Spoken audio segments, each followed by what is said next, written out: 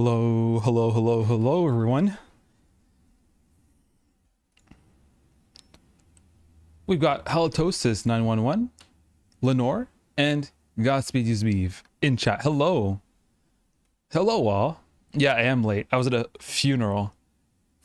And I did not expect... Whoa, where did I go? Where is Mr. Germ? Hold on.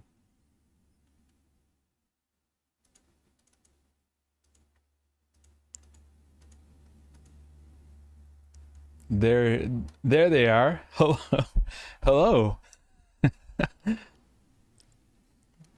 How's everyone? As I said, sorry I'm late. I was at a funeral. But you don't need to feel sad for me. Because in every funeral, you can hear my voice twice. Is there an echo? There shouldn't be. You might have two windows open. What about the other people in chat? Can you hear me twice?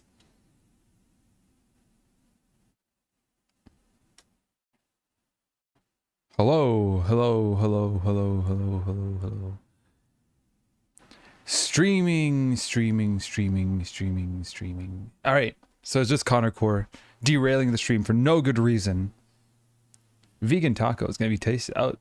Sounds fun. Sounds good. And Lenore says it's all good, the audio. But yeah, as I was saying, don't need to feel bad for me, because in every funeral there's the word fun.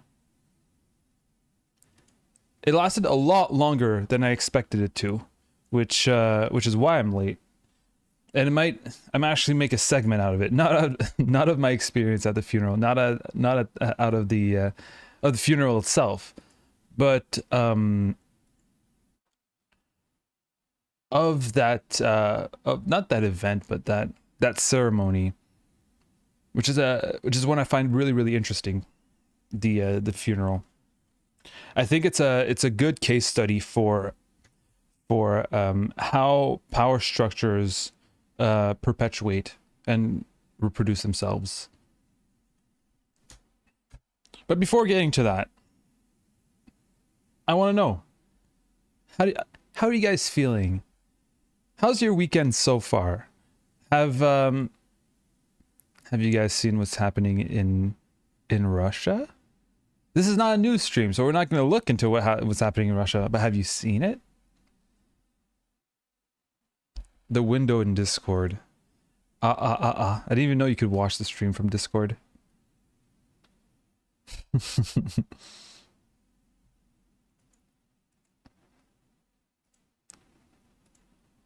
Civil War time.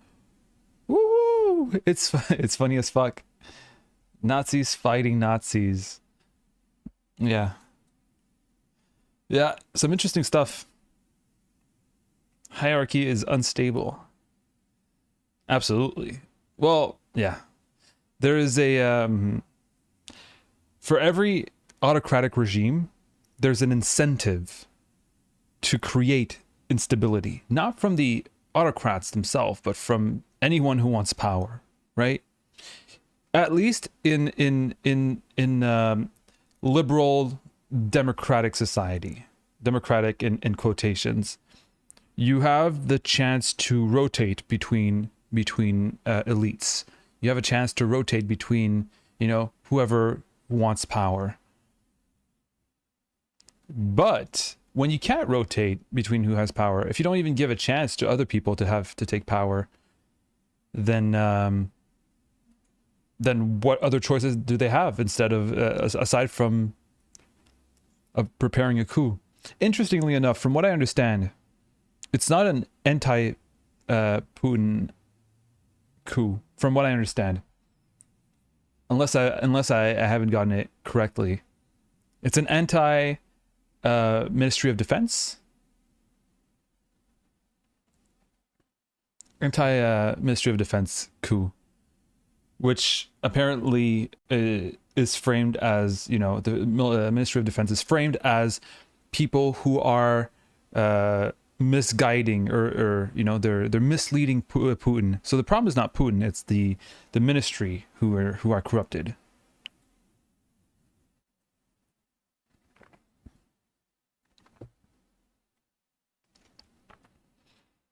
Yeah, it's interesting. But again, we're not a news stream. We're not a news stream. And honestly, if you want some information about it, I'm not the right person to to come to.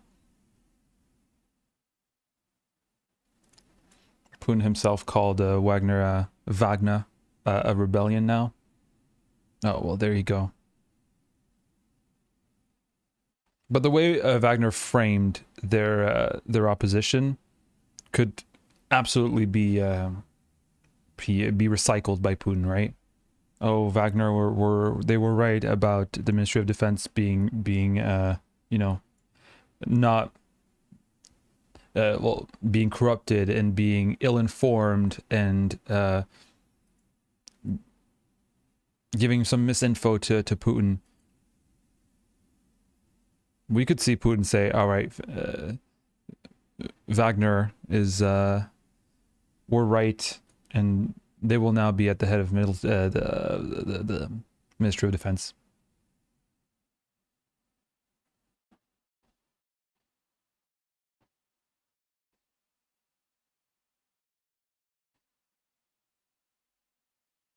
We'll see how that goes. We'll see how it goes. I also saw that yeah.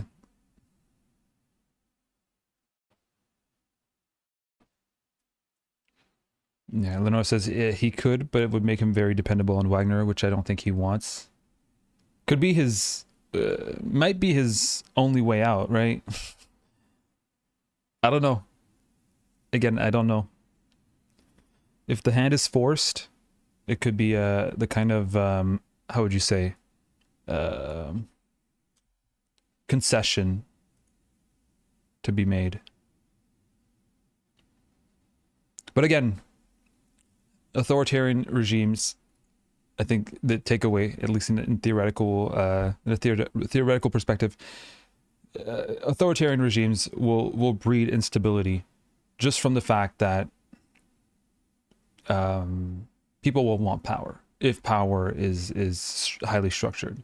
Of course, if there's a hierarchy, and a very, very strong hierarchy, with the top of it being very, very, very narrow, like a pyramid, but like this much of a pyramid, a lot of people are going to want to be there. They won't want to be in any other place than at the top. Things can only get worse for Russia. I mean, if they can say, all right, the Ministry of Defense was wrong, our invasion of Ukraine wasn't warranted because of these corrupted, the deep state of the Ministry of Defense, and we leave Ukraine, we give everything that we've taken, period.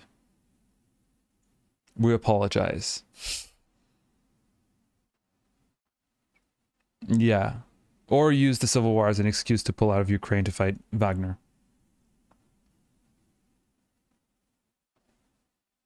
Oh, it's Geowaj. Hello, Geowaj.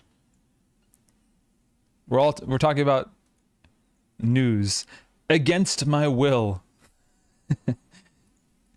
But it's really interesting to talk about. I wish I was more versed in the topic, or followed it more precisely in its details. It's just that a lot of times, you know, knowing about what's going on in all its details, aside from being just because you're interested in the topic, sometimes it feels like it's like you can't do much about it, right? You can know about all the different, like all the nuances within the, like between the Wagner group, the different oligarchs in Russia, and how all that plays within the by the way, first time chatter, Stiggy Man with a little B. Hello. Hello, Stiggy. Welcome in chat. Very cute.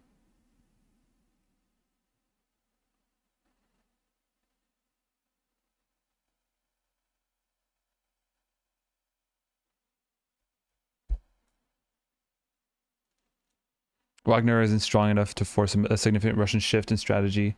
It just doesn't seem like there's any other support for Wagner. It might have just been a Hail Mary for Wagner. We'll see how this unfolds.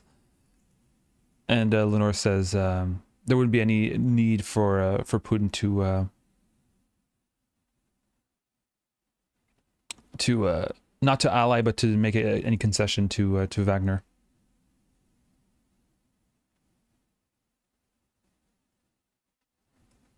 We'll see how it unfolds. Can the news stop happening for a moment? No, it can't. It can't. It will on this channel. It's yeah, but as I said, it's really. I'd love to have the details about the significance of Wagner within the Russian and Ukrainian conflict, and how much that can influence Putin's strategy and all that. But as I said, it will unfold no matter what. So we'll see how it goes. It will unfold no matter what position you take. It will unfold like no matter how much you know about the conflict or not.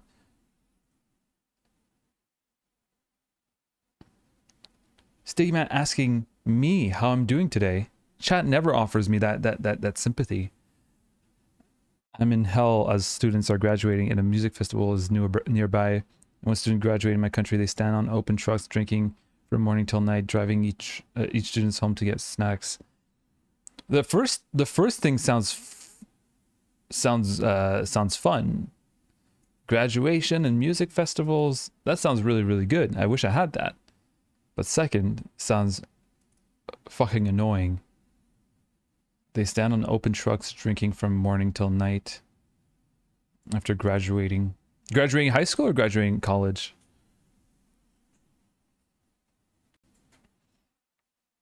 Agreed, Lenore. Agreed. Tensions within Russia is always a good thing for Ukraine. I remember having some pro-Russians in chat eventually at one point, which I was surprised about. Oh well.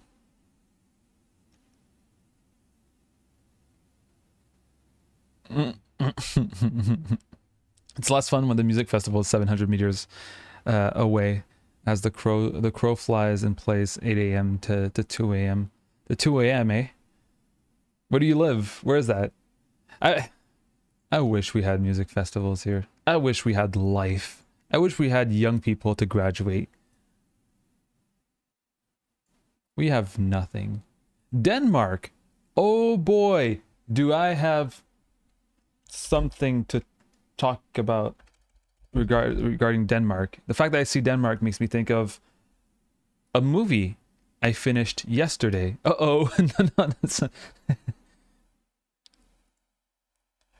let me go on a 30-minute tangent on how I hate Denmark. No, I watched a movie which isn't about Denmark, but it's kind of about Denmark. Movie review time. I don't know if it's a movie review, because it's kind of a weird movie. I don't know if I want to review. It was this one, Godland, Van Skapteland. I hope I did that correctly. Directed by an Icelandic director, Hlynur Pálmason. I don't know how to say it. The premise of the movie is amazing. Never heard of it, Stiggy Man. It's quite new from 2022. If you're interested, it might be interesting for you to watch, because it's about a young Danish priest. So here I'll say, in the late 19th century, a young Danish priest travels to a remote part of Iceland to build a church and photograph its people. But the deeper he goes into the unforgiving landscape, the more he strays from his purpose, the mission, and morality. The purpose, and it's been, the reviews say that it's comparable to you know what I'll do? I'll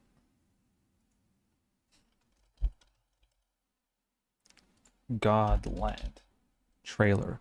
We'll play the trailer as I'm talking about it, just to give you some nice visuals, right? Let's go with this one. It's on Criterion if you haven't seen it.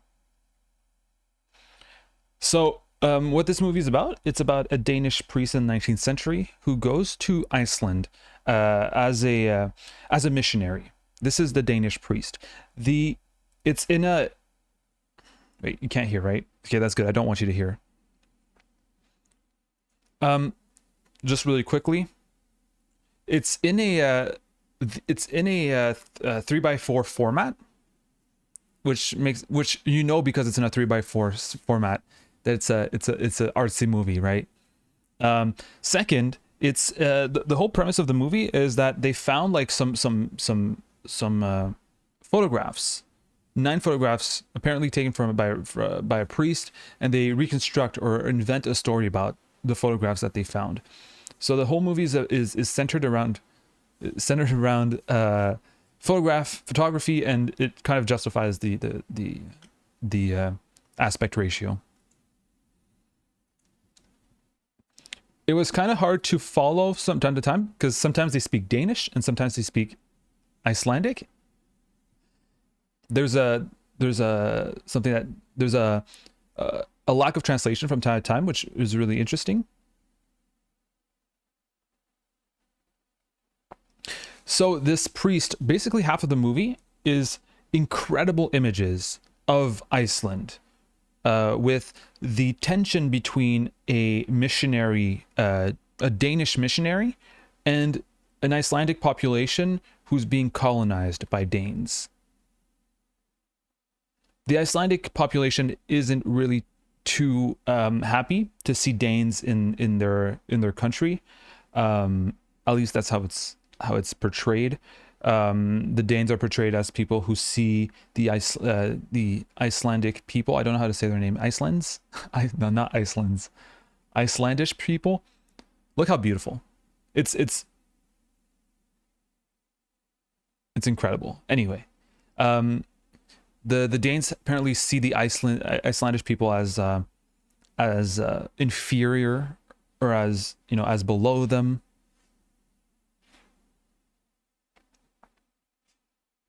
And the thing is, it's a beautiful movie with an interesting premise, which is a priest traveling all of Iceland basically on horseback and walking and all that to arrive to a place where people don't even give a fuck about what he has to say, because he's a missionary, right? He's talking about a God that a lot of people don't really give a fuck about. And the first part of the movie is really good because it's the slow, very, very slow progression of a priest in the 19th century with all his camera gear going through Iceland to arrive to the village. He has a translator, but eventually he can't. Spoilers: the translator dies. The translator fucking dies, and then he has a really hard time talking to or communicating with other people until he arrives to the village, where there's one Dane who's like kind of from what I understand, that like the kind of the chief of the village. And from there, the pacing is kind of weird. The photography is kind of put aside. The priest is kind of empty, very shallow. Everyone is kind of shallow. Nothing happens much. And the end is fucking terrible. The beginning, gorgeous, beautiful. The end, terrible. And one of the reviews I saw, the reviews said the tragedy of not knowing how to end a gorgeous movie. And some people were saying that the reason why they couldn't end this gorgeous movie is because there wasn't much of a plot in the first place for it. It was motivated by more of an atmosphere. I think the ambiance and the atmosphere is what is beautiful about this movie. It's what makes this movie, or what gives this movie value. It's the ambiance, the atmosphere. You almost feel like you want to be part of it, even though it looks miserable. You don't like. You feel like you're part of it, and it looks idyllic, though it obviously isn't. But it was a good movie in terms of depicting Christian missionaries in a country colonized by another, and how this mission this missionary mission and this kind of mission plays into the colonial project. And another interesting thing is that there's no racial play in this. Racial play? I don't think that's the right. There's no the topic of race is not in that movie, though colonialism is. And you see that even without race, there is a different perspective on how to treat the other, how to treat the colonized, even though both people are white. Both people, if you speak English or French as I do, kind of sound like the same. Yeah, missionaries for capital. Ethnicity? No, I mean race. I really mean race, as in like the social construct of race. Um, they, I mean, yeah, there is race actually. There is race in the sense that the Danes and they see it as different. Yeah, as different people, from what I understood, and it kind of yeah, race used to be viewed different. Now it's good to, yeah. There's no race. There's just one race. It's the human race.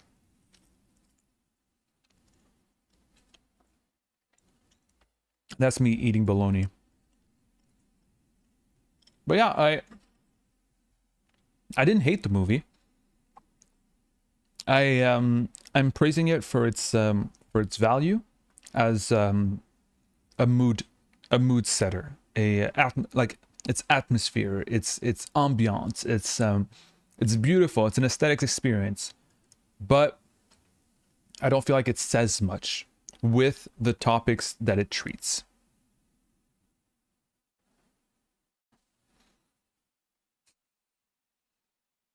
Speciest. I'm speciest. I'm undeniably speciest. What about NASCARs? NASCAR? What about NASCAR? NASCARs are fast. Yes, they are. I want to talk about my funeral. About the funeral I just went to. Hold on. I'll finish eating my bologna. I'll grab my shirt, my uniform for the stream. I'll be right back.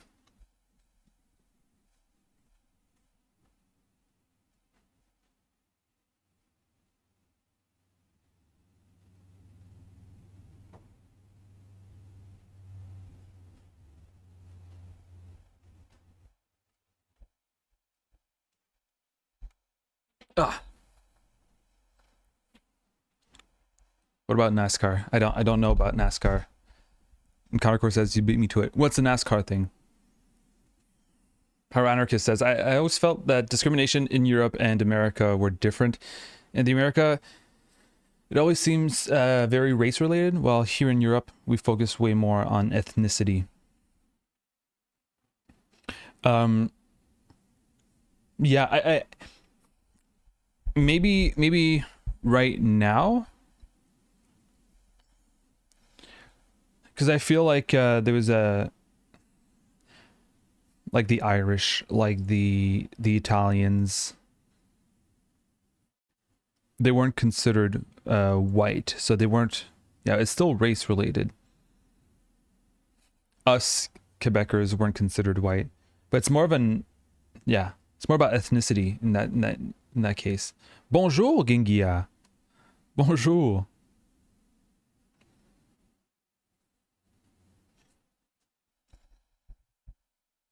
There's a clip from Vine back in 2016, doing some 2016 references. Hmm.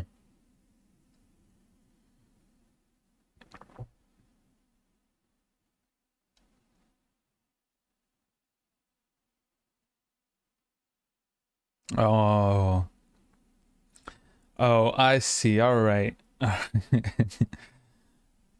I'll have to brush up on my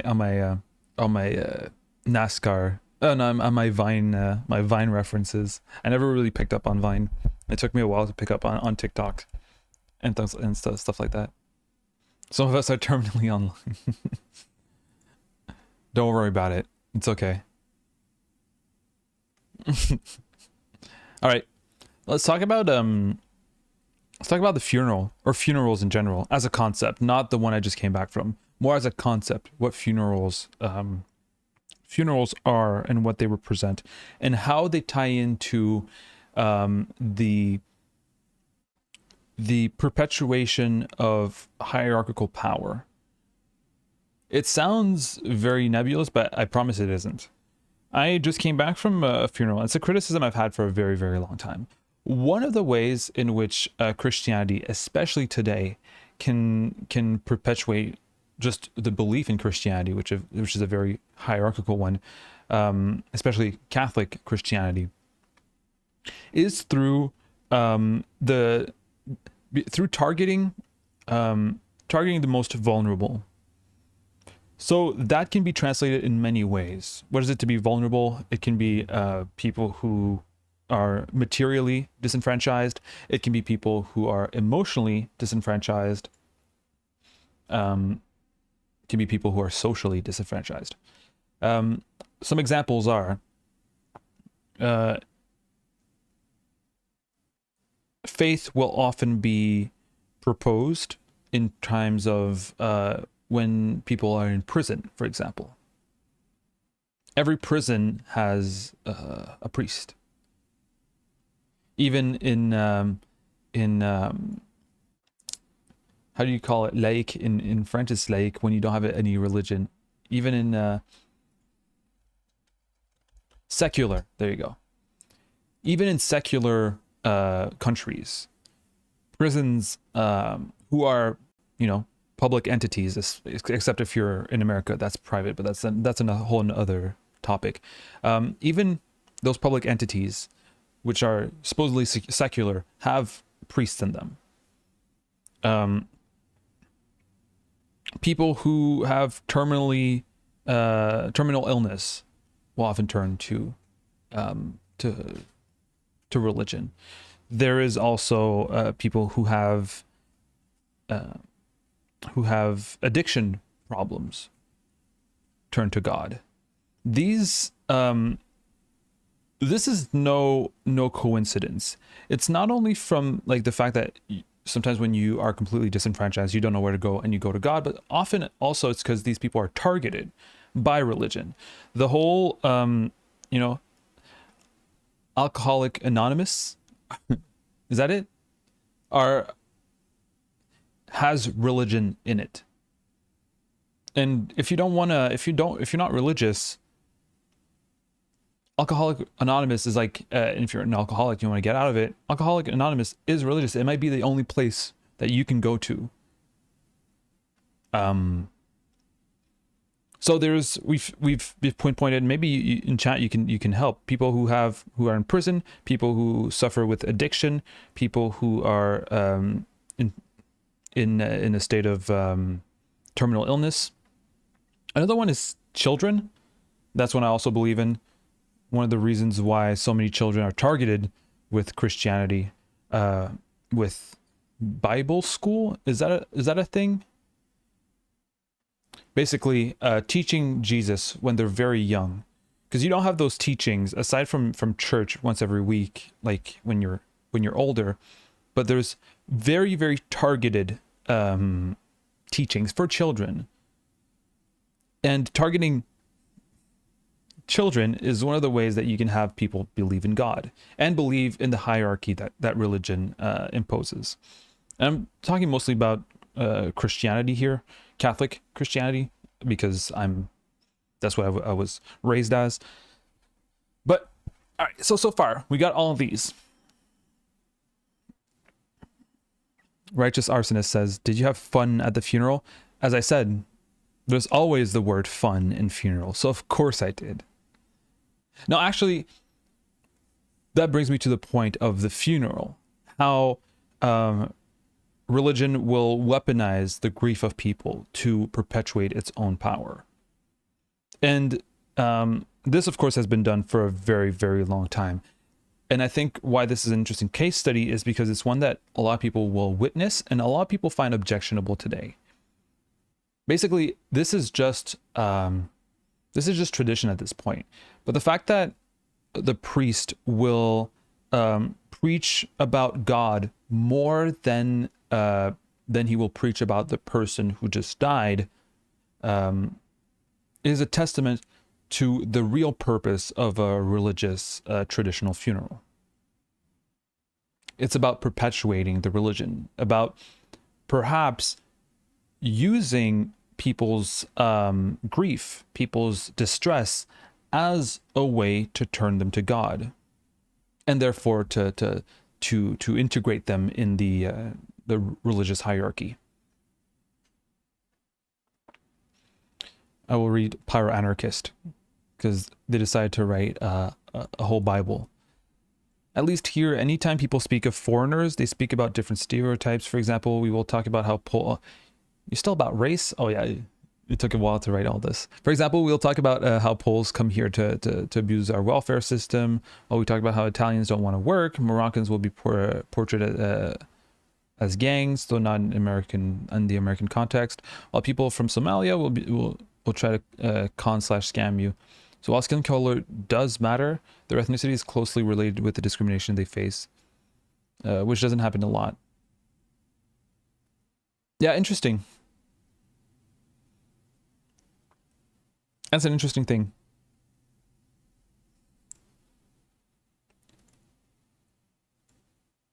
Yeah.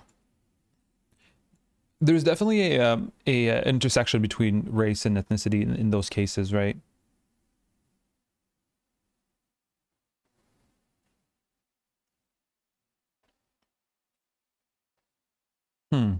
Makes me think.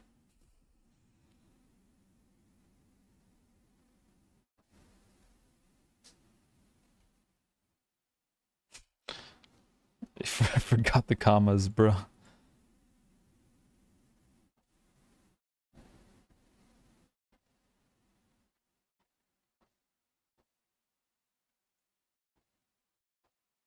Then find some religion without priests or weaponizing guilt.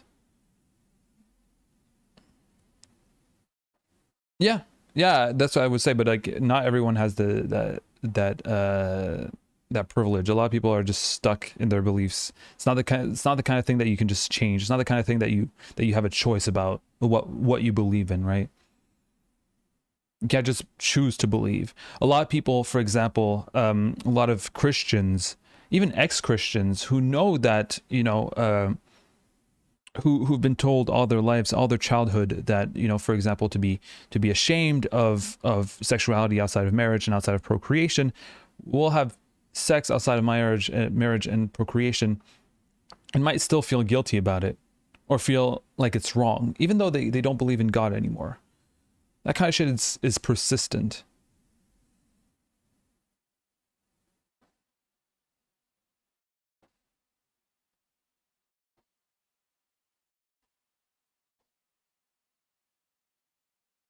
Halitosis was a pastor. Halitosis, every time there's a stream, they surprise us. When I was a pastor, my superiors hated the poor. I don't surprise. Are you from the U.S.? If you are, I wouldn't be surprised. I've seen the jets, the private Jesus jets. Interesting stuff. Carcor says, I'm a big fan of having very, very secular funerals. And at least here, this is not a pretty viable, this is now a pretty viable option, which I'm very happy to hear. Because here, it's not. If I want a funeral for myself, I have to go through church. The cemetery, the only cemetery that's around here is behind the church. It's church property.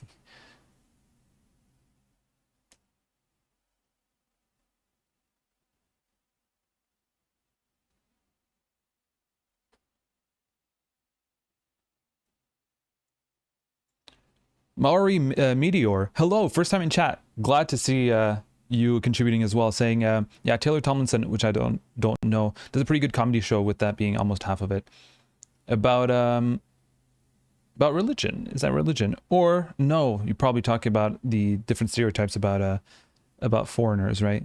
Ethnicity and race. Can you bless us, halitosis? I'm in Pittsburgh. Oh yeah, you already told me that. Can you bless us? Are you still a believer? Oh, guilt as an ex-Catholic. Yeah. That's something that a lot of people imagine gay people as well. A lot of gay people still struggle with it, even though they're not Catholic anymore, or maybe they're Catholic with accepting that the fact that they're gay, but it also becomes it's still very present. It's not the kind of thing that you can just choose to not believe in anymore, right? And God knows Catholics are a lot about guilt and stuff like that. So to go back to what I was saying on how in that turn, in this situation, either guilt or grief is weaponized to absorb people into religion. It's such an interesting tradition. Most people are there at a funeral for the deceased, obviously, right? They wouldn't be there if it wasn't for the deceased.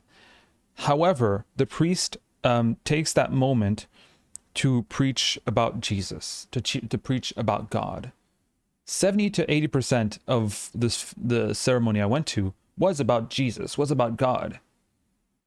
Of course, Jesus and God were mentioned a lot more times than the deceased, which makes you wonder, what are we actually here for, right? Most people believe that they're there for the deceased, but the priest almost opportunistically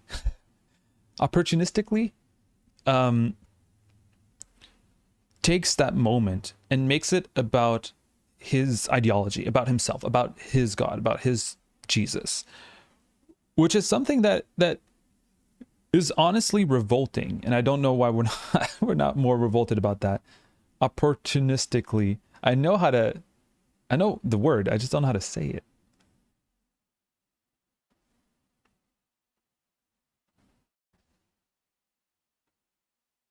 I'm very glad to hear that, Connor Core. You don't have to brag about how your place is so much superior than mine.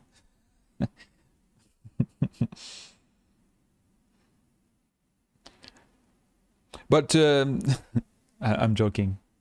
But as I was saying, one of the analysis I wanted to use is, next time you go to a funeral, a religious funeral, or any situation where the vulnerable are taken advantage of to perpetuate the ideology, think, why are they doing it? Why is this structure? Why is this entity doing what they're doing? Because when people are the most vulnerable, that's when you can take the most advantage out of them, obviously. So why is it that religion is always present in the most vulnerable moments of people's lives? One could say, well, it actually does relieve people's pain, and I'm sure it does, for sure. But in that case, we have to look at the systems of power that that are fueled by how these people feel better, right? And does that system, or does people feeling better justify this the fueling of that hierarchy, that power that is being used at the expense of people who are in great deals of trouble? So yeah, look at these moments and think to yourself, this is how power perpetuates. This is how power uses itself to gain more power.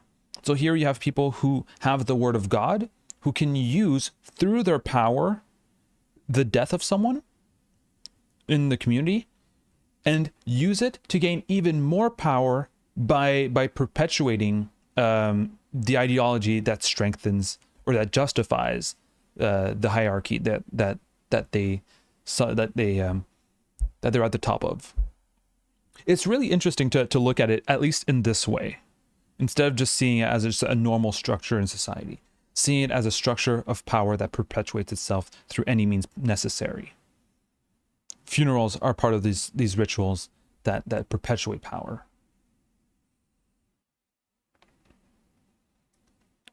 Unironically, the priest was like, this man who died, the superstructure reinforcing the base. There you go, Chabs 56. Being based with those Marxist terms. The priest literally said, and I'm not joking, said, in celebrating the death of a person he didn't know, obviously, he said, yeah, well, the man who just died probably took care of his friends and family. Sorry. He probably took care of his wife and his kids. This man has no idea who just died. Never spoke to them, never even saw them. And this is the man who speaks at, as a for the closing of that deceased person's life. It's kind of, there's an absurdity there, at least to me.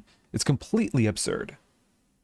He was probably a man who took care of his wife and his kids. I don't know. I didn't know him. What? Also, there was this one time when someone in my family, I don't think I can say it on Twitch. He, let's say, died of his own volition. Can I say that? Died of his own volition. And the priest, if you die of your own volition in the Bible, that's not good. That's not okay. That's purgatory, baby. Maybe Halitosis can back me up on that. Catholics are different, but the priest had the audacity. I was pretty pissed, but the priest was like, well, in this case,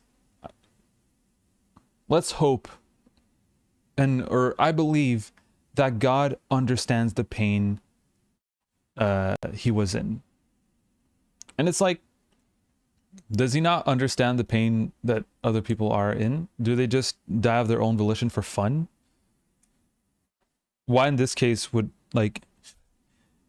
God think it's fine? Just in that case. All right, I'll let that pass. It's psychological manipulation for the perpetuation of power structures. Fuck these guys. Fuck them. And rest in peace, the person I just went to the funeral with. Halitosis said that now they're atheist. Deeply regret my involvement with the church. I'm both happy and sorry to hear that. Happy that you were able to get out of it. Sorry that you regret. I hope you don't feel guilt about it.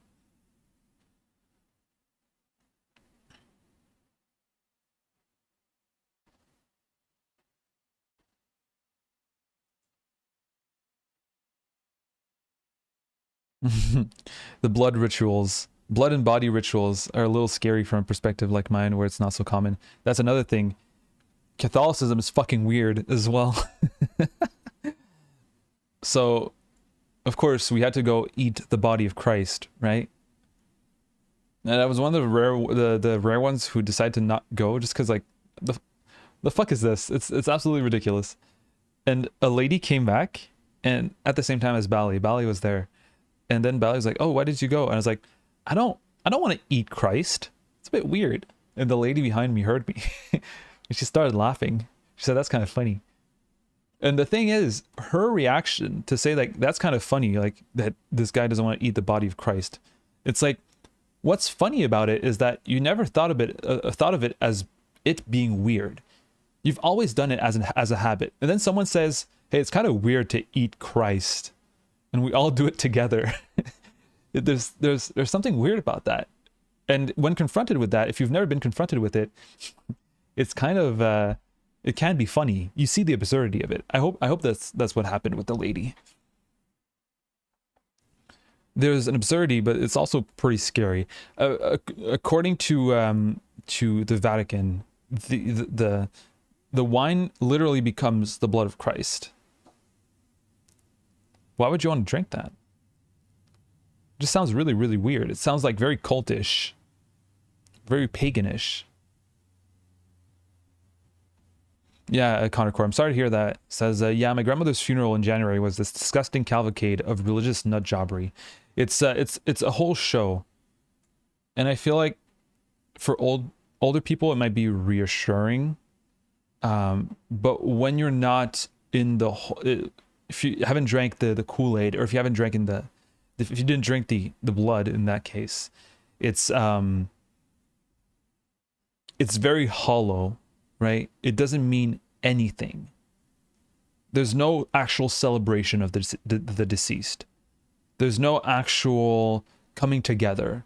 It's all surface level repetition of the same ceremonies and rituals imposed on us by an outside force, an outside power.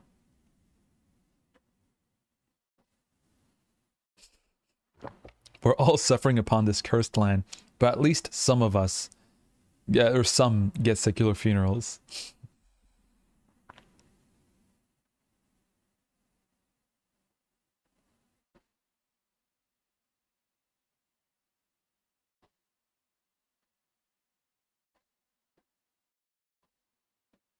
Pyro Anarchist says, we have got Muslim cemeteries now, which was very hard to accomplish because according to the Quran, Muslim graves can't be dug up to make room.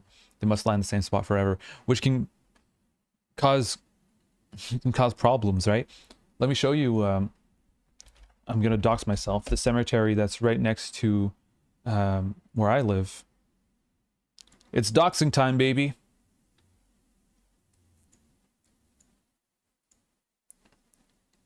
Chat loves the doxing. Hold on, I just wrote cemetery thinking, oh yeah, I'm gonna find the cemetery behind where I'm at. All right, hold on. And the cemetery behind where I'm at, the reason why I want to bring it up is because it's on the side of the water, which makes it a really cute cemetery. All right, let me show you. So this is the cemetery. This is the church right here. And this is the cemetery. But look here. So basically in my backyard, there's some coffins and some gravestones that just fall in the sea because of erosion. And it's like, where the fuck do you put them, right? Do you just put them in the back here? There's nothing in the back here. It's just woods. Woods, woods, woods, woods, woods. There's nothing. So where do you put them? So they're falling into the sea. The dead are falling into the sea. Where I am, at least. I feel like sometimes you gotta move people. The idea that they can't be dug up to make room is a bit, yeah, it can be very problematic.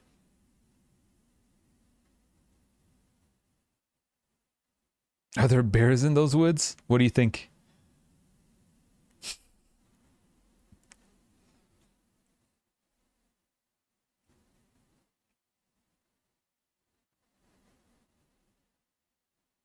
Amari Meteor says, how hard would it have been for him to sit down with the family for 10 minutes? Here, that's normal practice, but it's normally an hour or two. I mean, I think a lot of people do that. A lot of priests do that. Maybe that one didn't do it. Maybe too busy. The thing is, as I've said before, I live in a region where there's a lot of old people. In funerals, there's no marriage. There's no baptism. There's only funerals. That's all. That's it. It's the kind of thing that people just do for, not for fun, but like as a just another weekend. Right? Oh, who died this week? Oh, it's that person. Let's go to the funeral. It's there's no meaning to it anymore. It's very lighthearted. At the very least, it's very lighthearted. Everything you can't say on Twitch, you can say on Discord. I'll say, yeah, in Minecraft behind it. Is that something you can do?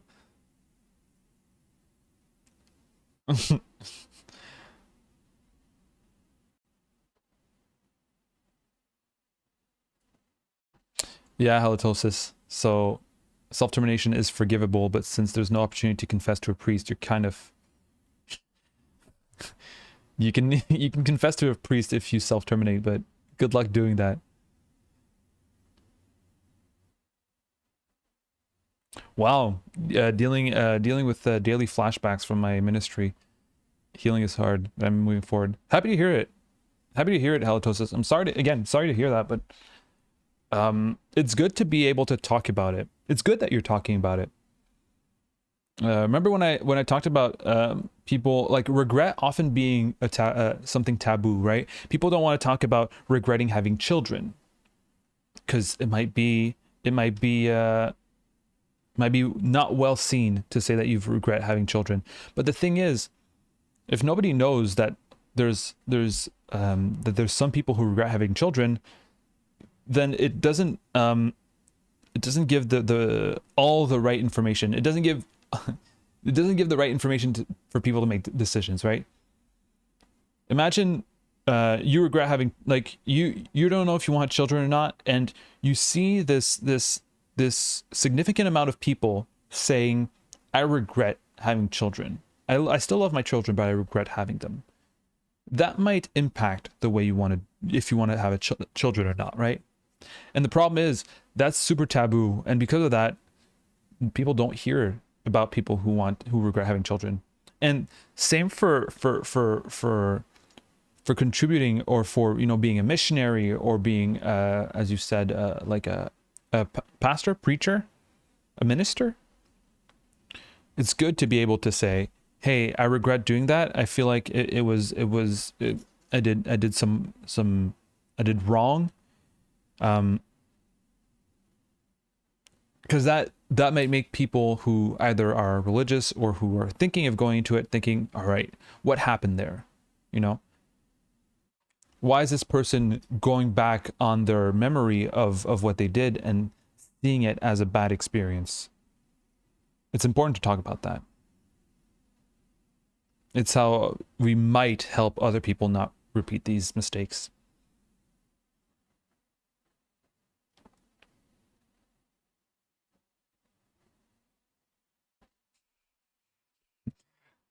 Okay, Catholic Church, zombies and vampires. Okay. What else? Is there good comments out there? Okay, they pretend like a cross can scare away vampires to cover this up. Okay. What about good comments?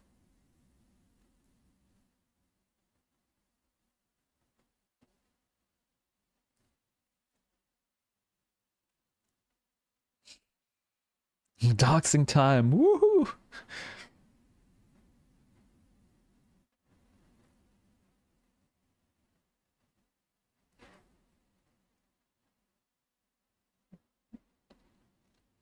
Giving the fish a little snack. You mean about the dead bodies? I don't know if there's much. These are like really, really old coffins. I don't know how much the fish can eat. Can eat this as snacks. Yeah, they got billionaires, so they're good. Some well-fed humans right there.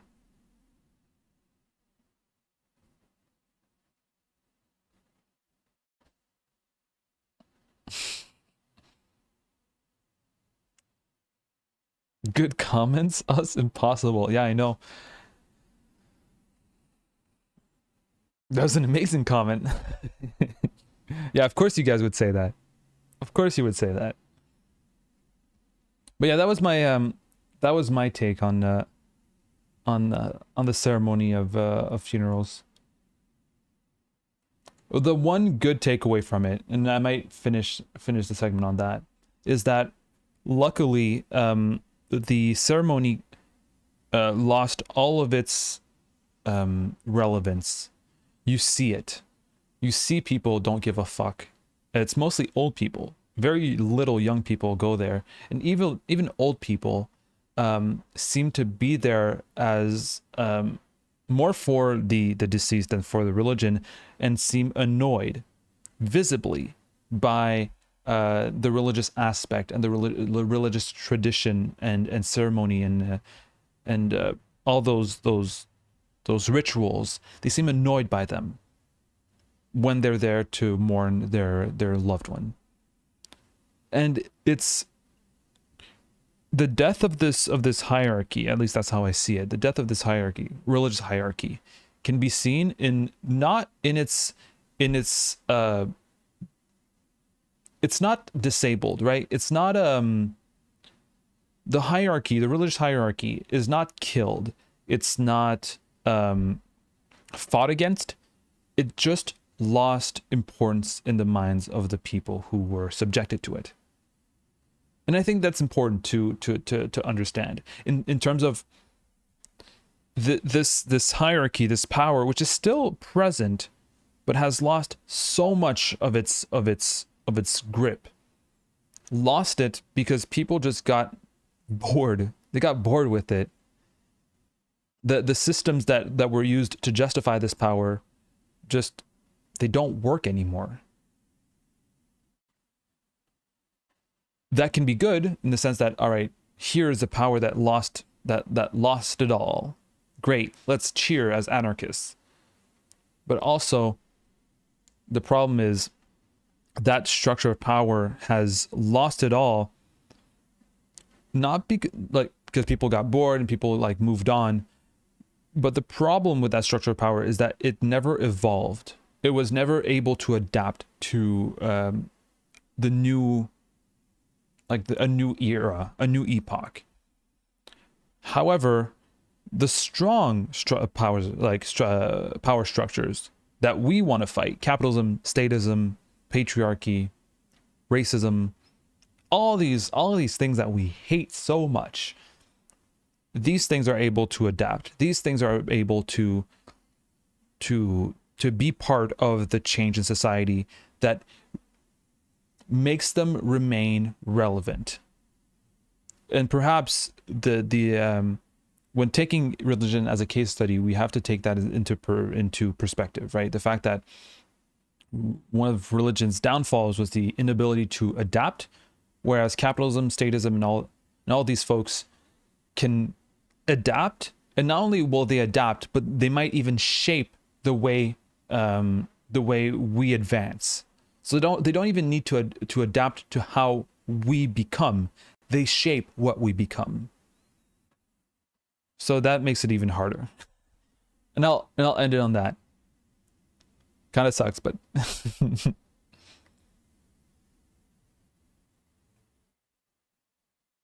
yeah, that's one of the problems, Skill Wars. Yeah, how does one adapt when their foundations are the objective words of the all-knowing, benevolent God?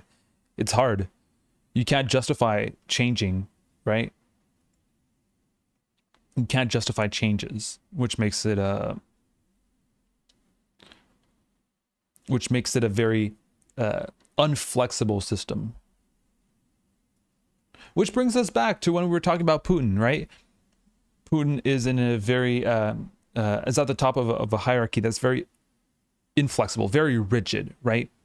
It's very, very rigid, and people who might want to bend it a bit to, be on top or have more power can't. In parliamentary systems, everything's so flexible. Yeah, sometime this person's gonna be in power, the other time this person's gonna be in power.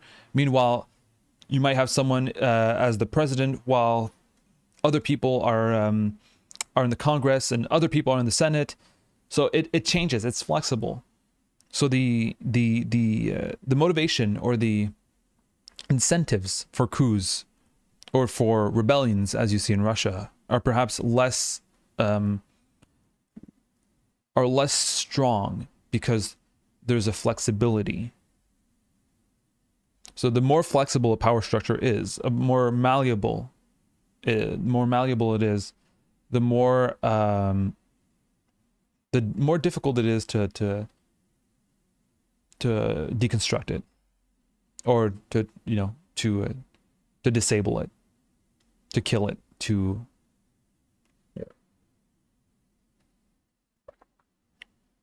Interesting to hear all the all your takes on religion, all your experiences with religion in chat.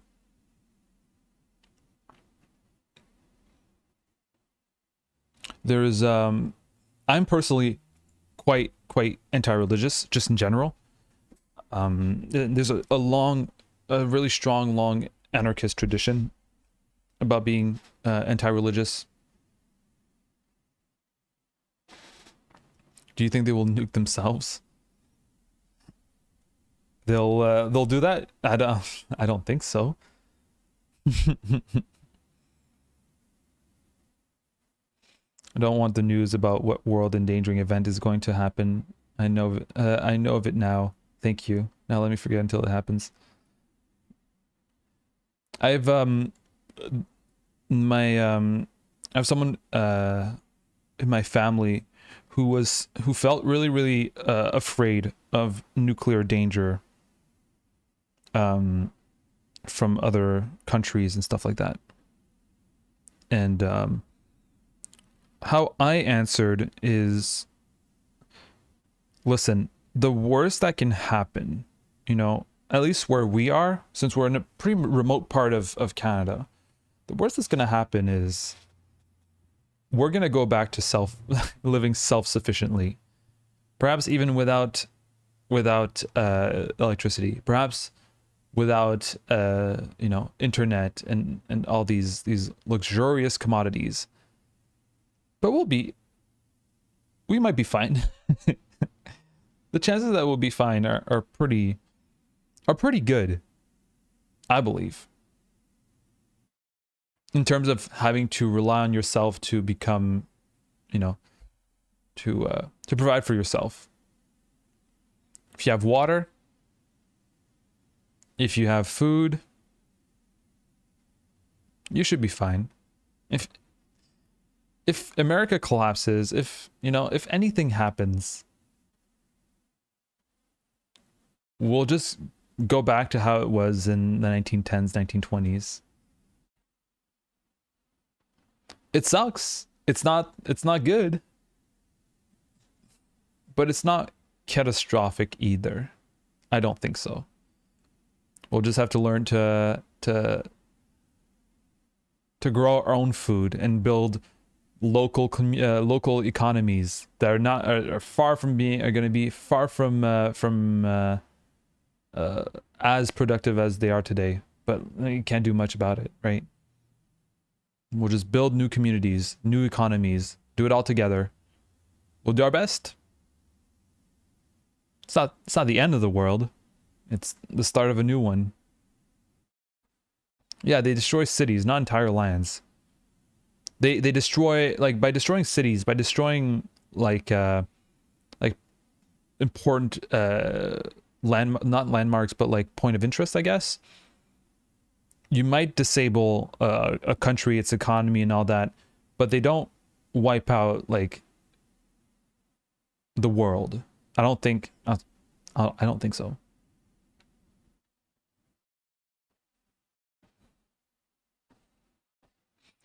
Yeah, Pyro Anarchist says, I doubt those Russian nukes even still work. Cost a lot to maintain them, and we have seen how corrupt Russia is. I wouldn't be surprised if parts of those nukes were sold off. Wouldn't be surprised either. Netherlands is small enough that we might be wiped out with only a few nukes. But the thing is, like, would they waste nukes to wipe out the whole of Netherlands? Unless they want to make an example out of you guys. I feel like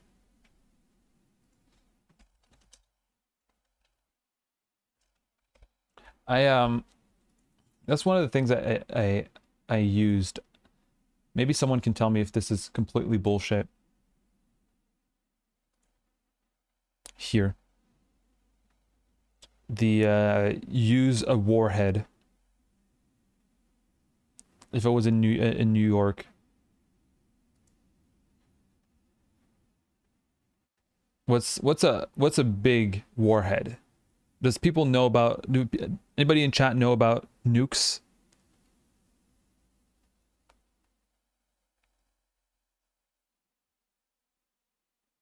Got the largest Indian weapon tested.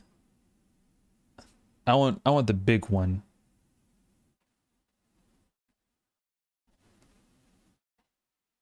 Some pretty credible people use it. The Tsar bomb. Largest USSR bomb tested, and even the one designed. Let's use that. All right, airburst. What about surface? How does it usually go? Airburst or surface? Let's just go airburst. So like, it's terrible, right?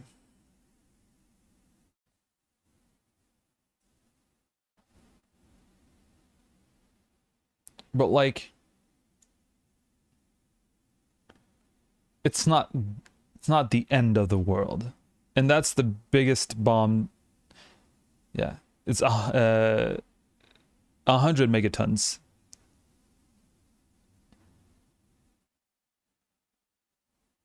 If we go to the largest bomb tested, the 50 megatons, I don't know how much they would be today, right? But see, like, yeah, it's terrible, but it's no, it's and that's the biggest ever tested by the USSR. Like, even if they have like 20 of them, it would be terrible again, but not world ending. At least not world ending in the sense that everybody would die. What about can we just drag it to the Netherlands? Not that it's something I want.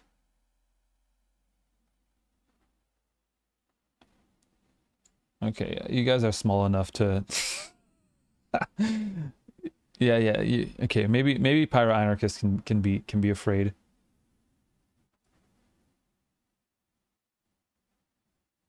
Yeah, because if it hits Amsterdam, it hits pretty much all of the Netherlands, right?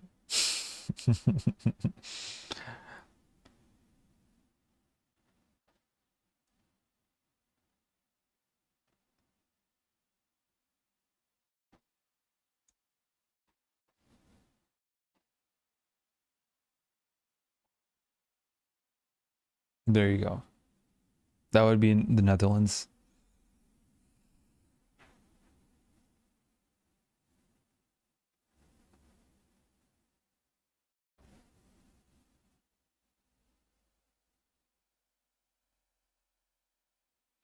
There are exploded airbursts. There you go. Well, see, like, yeah, in Europe you might be a bit more in trouble, but in America, in Canada, I don't know. I feel like it's not too bad.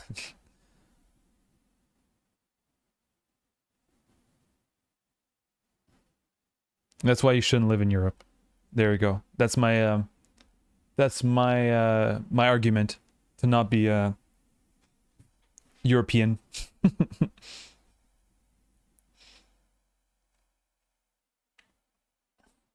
You guys can all come to to Gaspésie. As I've said, most of my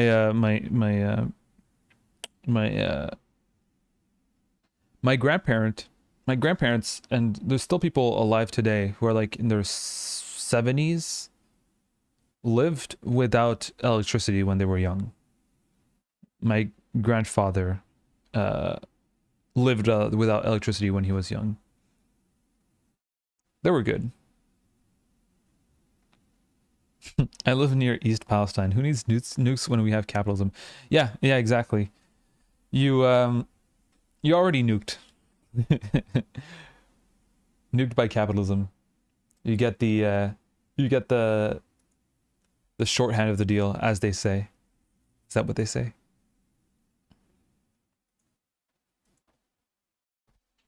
All right. We're gonna stretch a bit.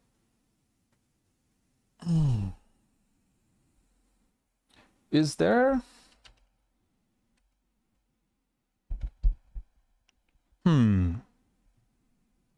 What do we want to do?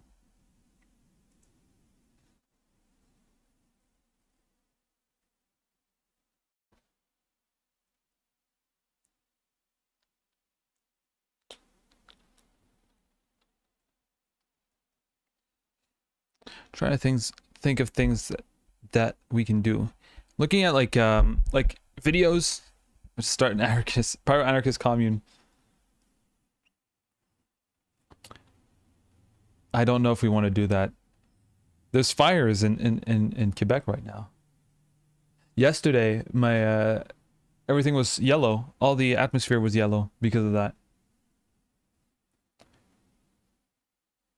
So, I don't know. It doesn't sound like a fun time. It smelled good, right? It was smelling like burnt wood.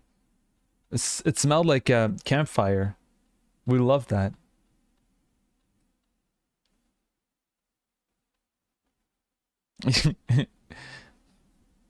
It was all yellow, so I was in Mexico. I know I was not in Mexico. It felt like it. I felt like I was in a very cool movie.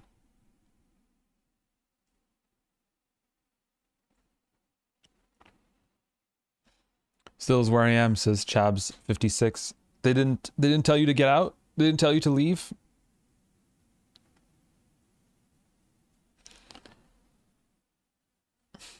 Godspeed Use Beef says, how about learning about the Ukrainian anarchist movements,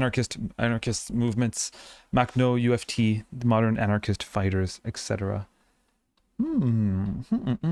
Interesting question.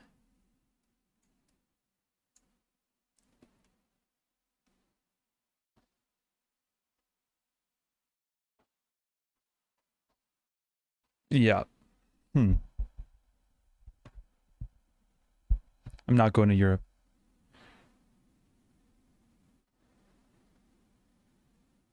Just smog, you say?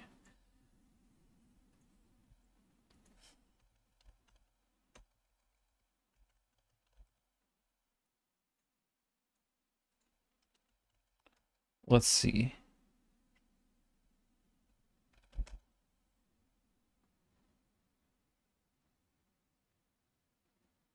I'm not against learning about Makhno if I can find...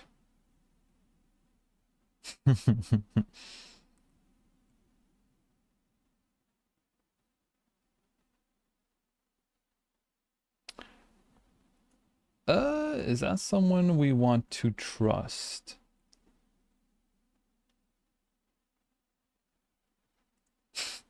Those history channels, dude. I can't. Okay. Okay, this all right, doesn't sound too bad. Okay.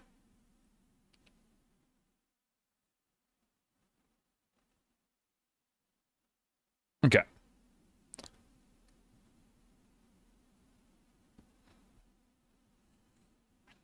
Any of you know this channel? I do not know this channel at all. They have a video about the Spanish Civil War with anarchism. They have a video called Ayn Rand Ruins Everything. History of Libertarianism. The what? It's the fascist guy. Libertarianism versus liberalism. Okay. Yeah, I was like, oh, it's the Polish. Is that Polish balls or whatever? Country balls make me trust them. Kind of makes me want to learn about it. I want to see what they say. Maybe they're not actually. I don't want to put this on. They're so bulky. Maybe they're fine actually. Maybe they're not. Maybe they were just giving the perspective of the libertarian.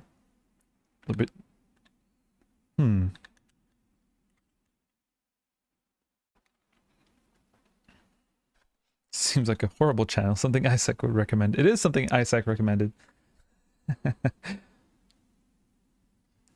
All right. I just want to try. See, they have what is anarcho-syndicalism.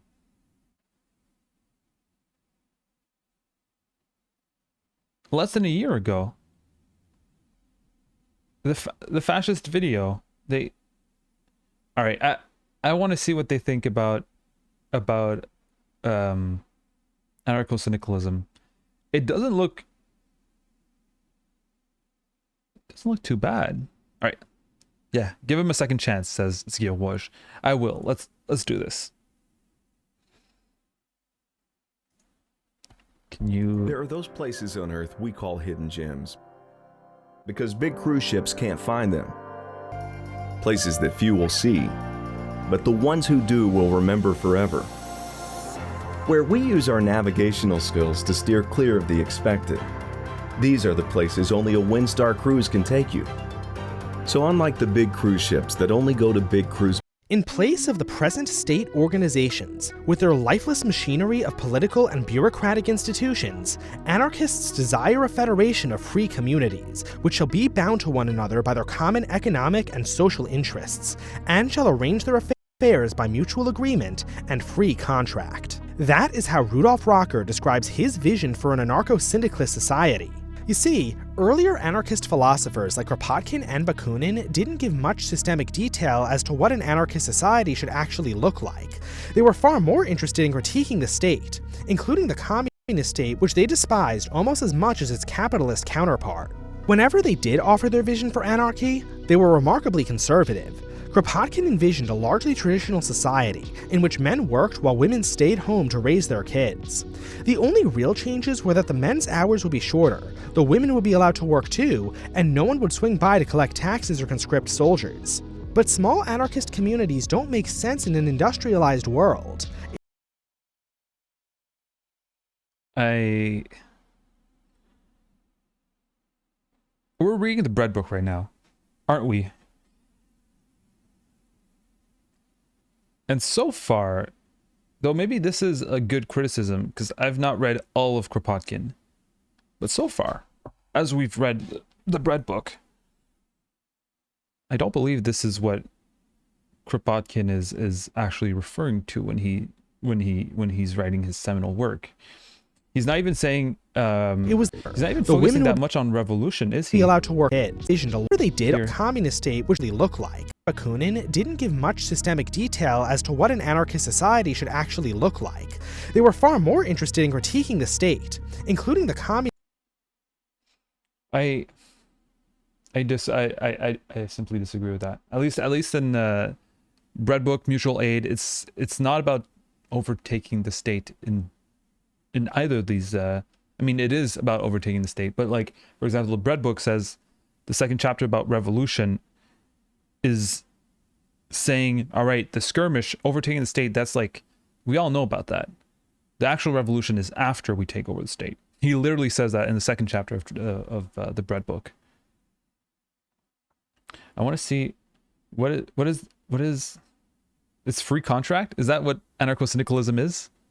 Do we have anarchists in chat who believe that anarcho-syndicalism is what interests? Rudolf Rocker describes his vision, mutual agreement, and free contract and social interests, and shall arrange their affairs by mutual agreement and free contract. Mutual agreement? Yes. Free contract? Is that a terminology that Rudolf Rocker used? It's been a long time since I read anarcho-syndicalism theory and practice. It could be. It could be. Let's check it out.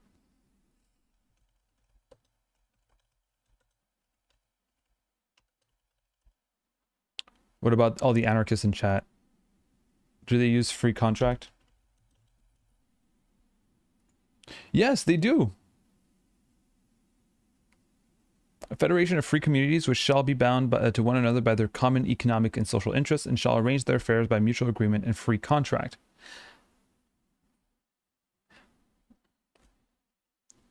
Just not free contract in the anarcho-primitivist way. That is anarcho-capitalist way. Just gotta make it clear. But free contract is once or 2 or 3 times in the whole of his argument. We might disagree on what a free contract is. Rudolf Rockfeller their vision for Eddie, in which men worked while women stayed home to raise their kids. The only real changes were that the men's hours would be shorter, the women would be allowed to work too, and no one would swing by to collect taxes or conscript soldiers. But small anarchist communities don't make sense in an industrialized world. It was the need to bridge this gap that gave rise to anarcho-syndicalism. So you can call me Ezekiel. This is anarcho-syndicalism. Let's jump in! The first thing to understand about anarchism is that it makes no claims to being utopian. Anarchists view themselves not as trying to create a perfect world, but as trying to make the best of the situation they find themselves in. Utopianism is for the state. For what can be more utopian than expecting to find a community of perfect men to run our lives for us by force? Anarcho-syndicalism takes its name from the Workers' Syndicate. Workers' syndicates originated in France as normal trade unions, but with their increasing radicalization, the syndicates became more like political parties. This marriage is important because anarcho-syndicalists are highly skeptical of political parties. Parties frequently sell out their membership, and even when they do succeed in passing legislation, the words on paper and the reality in the factory don't always match. A law limiting an 8-hour workday or banning child labor does not always have a real-world effect. Such rules often don't leave the paper they're written on. Anarcho-syndicalists are uninterested in platonic appeals to laws or constitutions. They want actual change. So by merging the political and labor organization into one, workers' syndicates can achieve their objectives better than political parties or trade unions alone. This is further reinforced by their internal structure.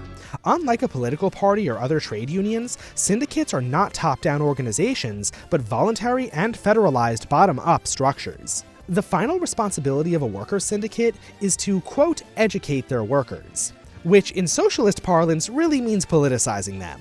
Either way, as soon as a worker joins his syndicate, he will not only benefit from the advancement of his interests, but from political education too. But a single workers' syndicate does not make up a society. Rather, it's just a building block. In an anarcho-syndicalist society, each locality will have a syndicate for every trade. Each syndicate maintains the inalienable right to self-determination, so they can never be subject to any authority that they do not themselves consent to. With that in mind, each locality's syndicates will be organized into a cartel. The cartel's function is to coordinate political activity and education for the locality. These labor cartels are then grouped by district and/or region for the National Federation of Labor Cartels. This organization will, naturally, coordinate activity across the nation, especially for when stronger cartels are needed to assist the weaker ones. Syndicates are not just organized vertically, but horizontally too. All syndicates throughout the nation are allied with other syndicates of the same type in an industrial alliance. The industrial alliances are then themselves in looser alignment with other industrial alliances of similar types. For example, the Industrial Alliance of all farming syndicates will be aligned with the Industrial Alliance of all the food producers. All of the industrial alliances together form the Federation of Industrial Alliances. The vertical National Federation of Labor Cartels and horizontal industrial alliances form the two poles around which an anarcho-syndicalist economy revolves. It should be noted that these two institutions are supposed to be formed even while the capitalist state is in charge, and that they should be the ones to lead the effort to overthrow it. Then, with the capitalist system destroyed, they become the new social structure. When this happens, it becomes the job of the Federation of Labor Cartels and the industrial alliances to manage the economy of the new society. Thus, the Federation of Labor Cartels will calculate the total material needs of the society, while the industrial alliances will produce it. All of this means that whereas most societies are structured like a pyramid, a narco-syndicalist society is structured like a grid. In my opinion, the best way to describe this economy is decentralized central planning. Individuals have limited control over their economic activity. It's all planned for them. But instead of a central authority doing the planning, it's done by a series of distributed authorities, thus decentralized central planning. That's the economic structure, but how would civil liberties fare under anarcho-syndicalism?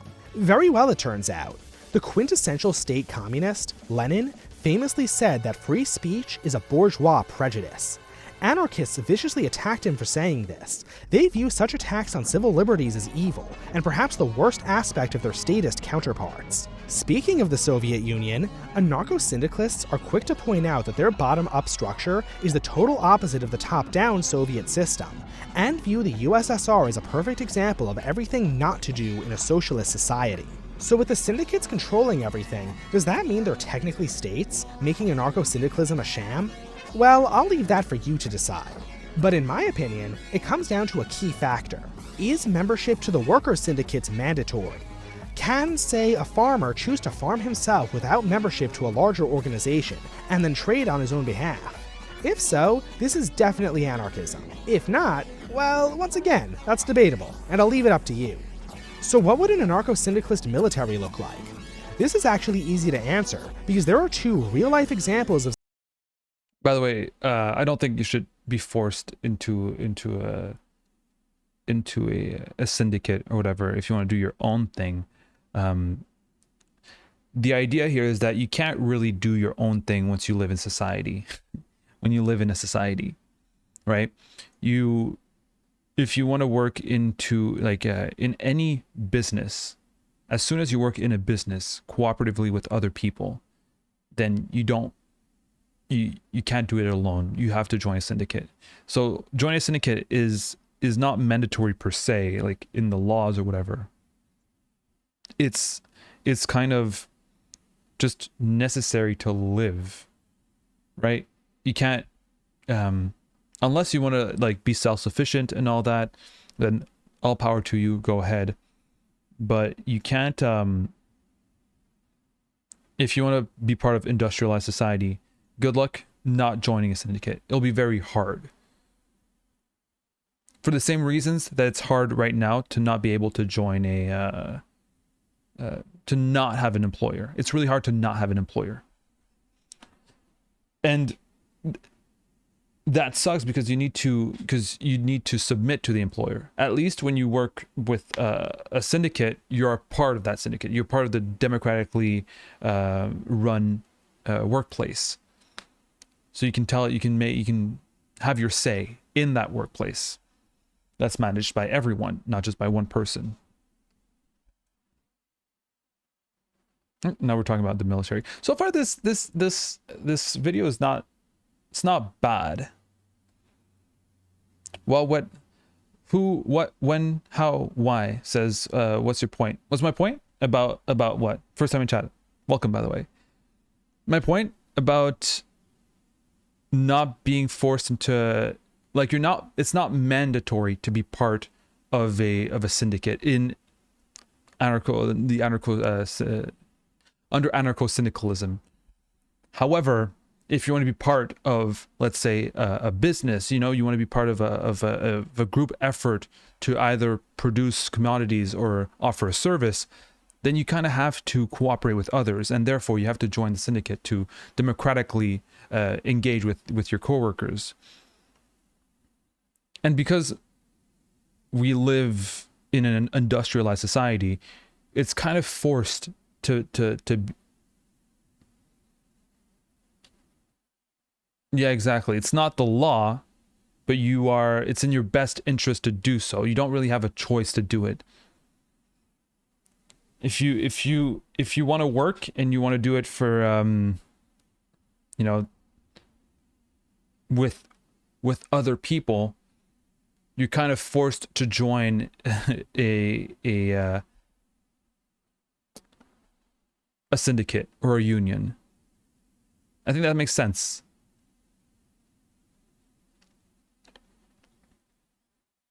It's not necessarily bad. If, as it is right now, when you need to be, you're forced to join a business where you don't have your say. So when you join your business, you're just selling your time, you're selling your energy, you're selling your liberty.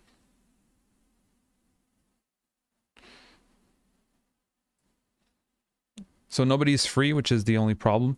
Depends on how you define freedom, right? Personally, I don't believe that joining a syndicate is a requisite to work with it is necessarily a lack of freedom.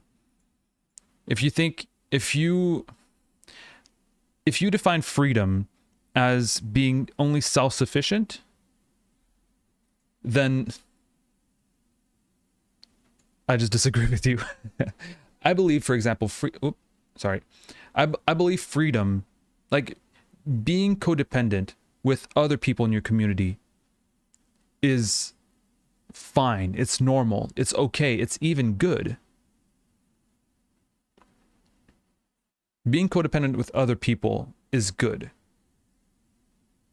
But having to submit yourself to someone else is still a codependency, but that's not good. Saying that we're codependent to someone else is like saying that we're dependent on air, we're dependent on water, we're dependent on other people for our survival, the same way we're dependent on nature for our survival. However, this dependency on other people right now is being exploited for profit. People are for example, the need, like having to pay to live. If you believe it's not free, then like I have to agree with you on that. But right now, having to submit yourself to someone else, to work, to feed yourself, to house yourself, at least to me, that's not free. If you have to work for someone, work with other people, to feed yourself, to eat, to shelter yourself, to me, that's not necessarily in opposition to freedom.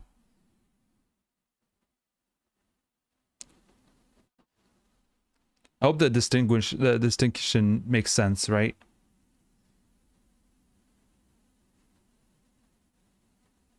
It's either the distinction can be boiled down to work for me or starve, or work with me or starve.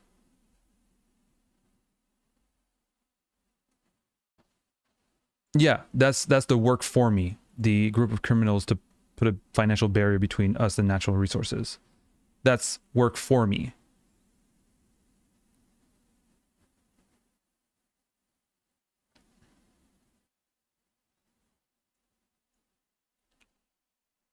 I think we're on the same side here.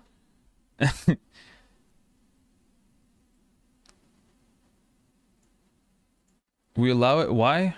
Because the people in power are the people who have all the natural resources, and they benefit from gatekeeping the natural resources for themselves, which gives them more power, which gives them more natural resources, which gives them more power, which gives them more natural resources. It's what anarchists try to fight. Oops. Why do we allow them to be in power? There's many mechanisms of justification for capitalists to stay in power. And a lot of people don't want to allow them to be in power. A lot of people have fought for them to not be in power throughout the history of humanity. And they've been met with violence, with a lot of violence and repression. We allow them to be in power because they have guns. We allow them to be in power because they control fucking everything. People in power, they own the media. People in power own the representatives of your government.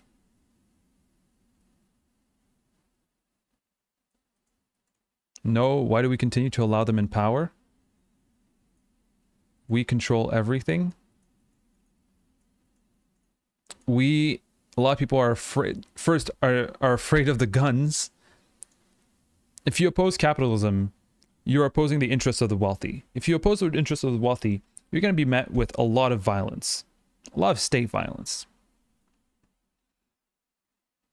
But also, people are conditioned. Yeah, but most people don't want to fight. They don't want to put their lives at risk. Not enough guns. Everyone has to fight to be free. Yeah, but you can say that, but like you might be a couple of hundred max. Most people are not willing to risk what they have to for an idea of freedom that they barely understand. A lot of people don't understand the way capitalism is exploitative. Gatekeeping natural resources, which you find is appalling, and so do I, is to many people just normal.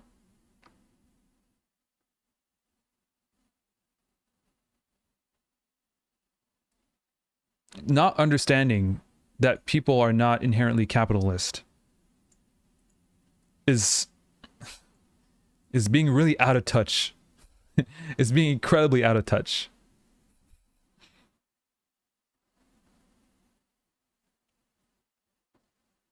We are by no means as well trained as the police or even military. Even if we have guns, we still face enormously powerful oppression. Absolutely.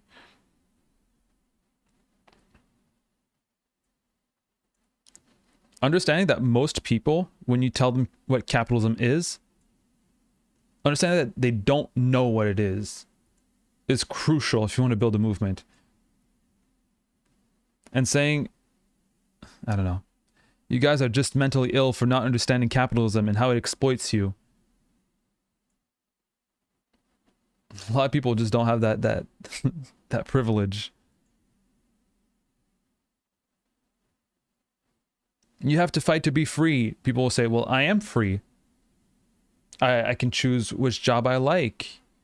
I can choose which house I want to live in. I can choose which food I want to eat.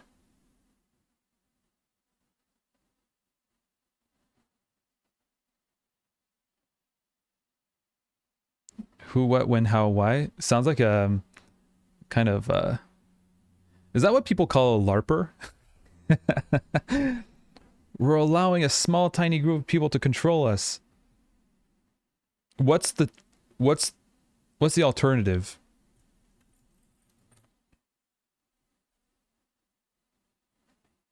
the current trained ENCOM fighting force, a few dozen orcas off the coast of Spain. Fight, man. Fight the power, man. What the fuck do you want me to do? This is some like someone who wants to individually fight a whole system. Fight, man. How do you want me to fight? I'll go break some you want to die being a pussy? Tell me how to fight. Go ahead, tell me how to fight. Break a bank window?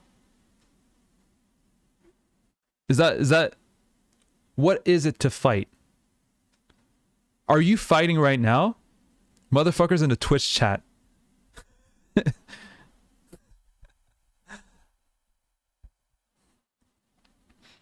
Imagine dying for a cause that is impossible. Yeah, you're not telling me how to fight, dude, because you don't know how. You like the idea. You like the aesthetic of fighting your own slavery. Come on, wake up, sheeple. But you don't know what the fuck to do either. You're just as lost. Because this fight can't be fought alone. It needs to be fought with other people. The thing is, most of us are alone. Because most people don't give a fuck about capitalism. They don't give a fuck about wage slavery. They don't give a fuck about the oppressing powers that dictate the world that they live in. And believing that you can just fight your like the power of yourself and you can do something. Come on, dude.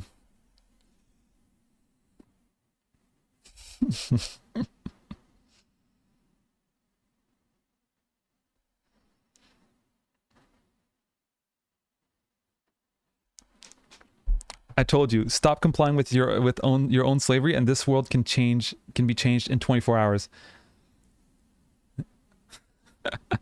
This motherfucker is a self-help author. Stop complying with your own slavery. Do the revolution in your heart, and the world will change overnight. Yeah, tell me how to fight, dude. Just stop complying with your own slavery. What the fuck does that mean, dude? All right, I'll stop complying with my own slavery. I'm against capitalism. I'm against the state. What the fuck do I do now? I still need to do capitalism. I still need to do the state, or else I go either in prison or I starve. You don't see the truth when it's under your own nose. Okay, it's a troll. I'd love for him. Yeah, that's the thing. We know that we're slaves. Yeah, I know, he's just trolling. That last comment is a troll. But it was a good one. It was fun. Thank you. It's just that, yeah, like we know we're slaves, and it's kind of frustrating, and we want to do something about it, but there's nothing to do about it, right?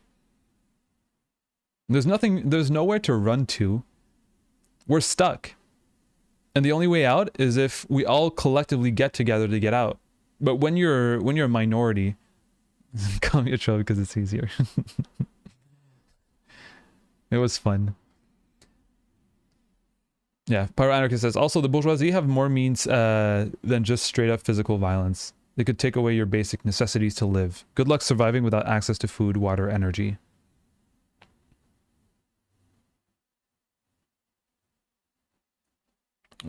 Who, what, when, who, why? Tell me, what do you do? As Godspeed says, what do you do to not comply to your own slavery? Yeah, like if you have the solution to end capitalism under 24 hours, please tell us. We want to know. Capitalists hate him. See why. He has the solution to take down the capitalist system that enslaves us, that we've been looking for since the dawn of time, at least since the dawn of capitalism. What answers do you have that Marx didn't have? Tell me. What answers do you have that no other socialists had? Go ahead. We're listening. We're all ears. We're all people who hate capitalism here. So if you have the solution to take it down, but you're not telling me. You're just saying that I don't have the balls or the willpower to do what's needed. What's needed? What should I do? Tell me. Tell me what's needed. If you tell me that by doing what's needed, I will take down capitalism, I will do it. Go ahead, tell me what's needed.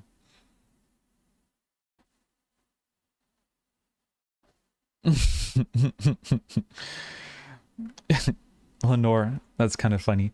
Why haven't you ended capitalism? If you know how, why haven't you done it?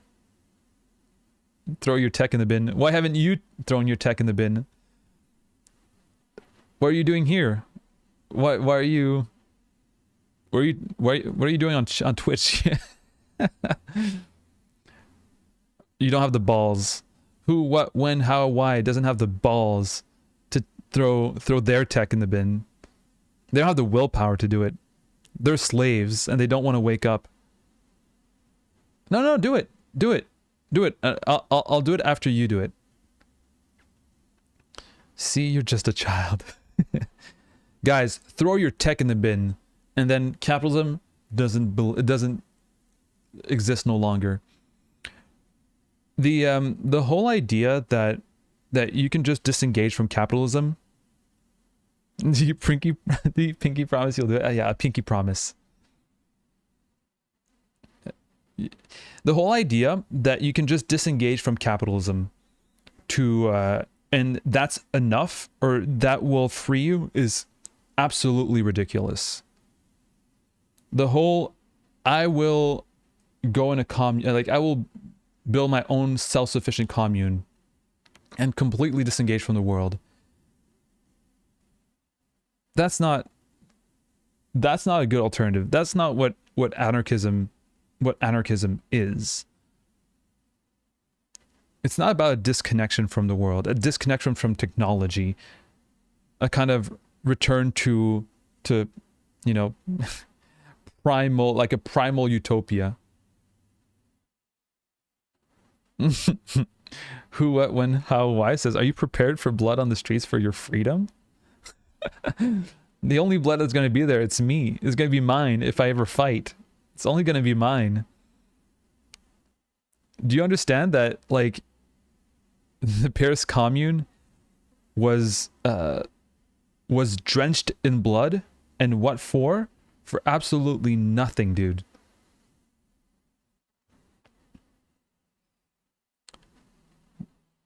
Your prefabricated quips, your little talking points, your little revolutionary LARPy talking points are very cute, but they lack substance.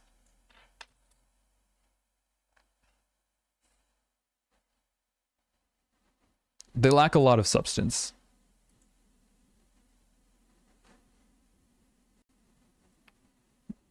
You have nothing to say except for, again, some revolutionary posturing, which is a problem on the left. Are you willing to spill your blood in the trenches of the new world? Are you willing to bathe the seeds of social revolution for them to flower into a brand new society of cooperation and mutual aid? And when you're like, well, it's not just me, we have to do it collectively. If it's just me who does it,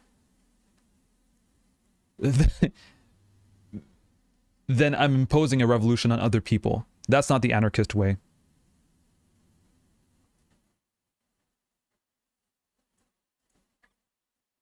What have you ever fought for anything then? Come on, tell me. What do you mean fight for? I've been to protests. I've talked about being on the streets and on this very stream. I've talked about getting tear gassed. I talked about being spray. How do you call it in English? In French, it's poivre de Cayenne. It's I don't fucking know. Pepper spray? Yeah, pepper spray. Yeah, there you go. Thank you. Thank you, Godspeed.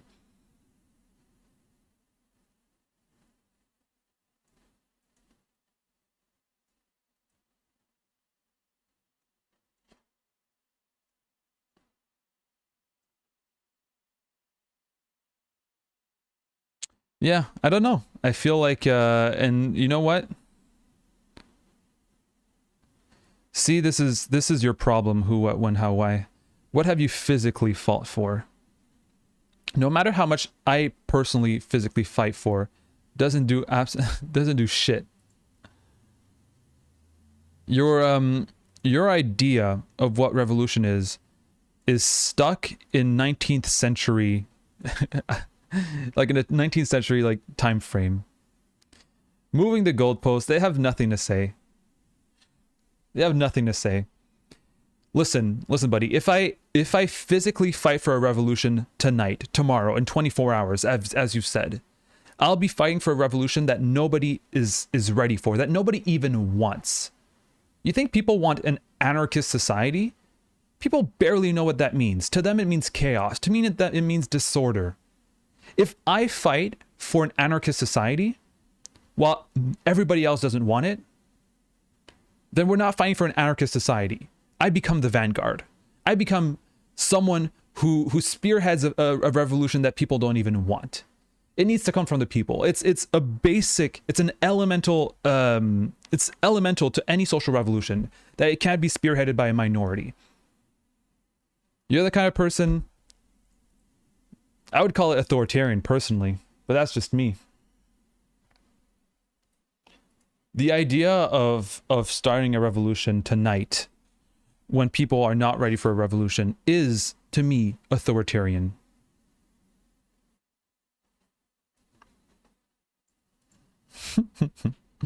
This poor man. It's all right. It's okay.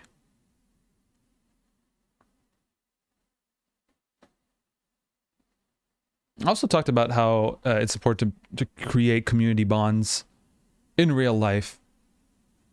You know, create alternative systems, basically creating the new world in the shell of the old.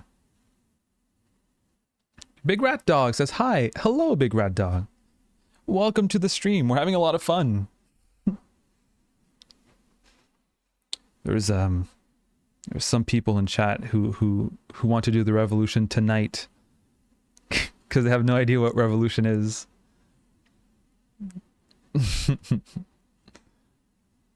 Poor lost souls. Of course, like, you know, capitalism is gonna make us very, you know, angry. It's gonna make us very insecure. It's gonna make us mentally ill.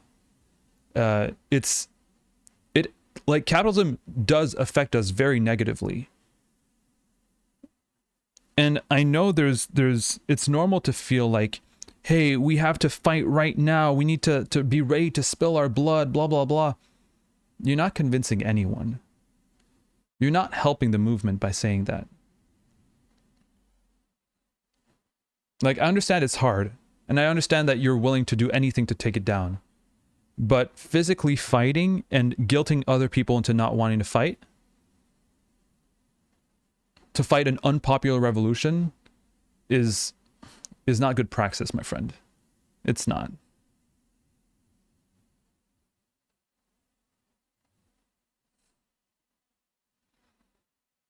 Who, what, when, how, why wants to beat me on the head 30 or 40 times at the golf club to wake me up instead of going to fight for a revolution.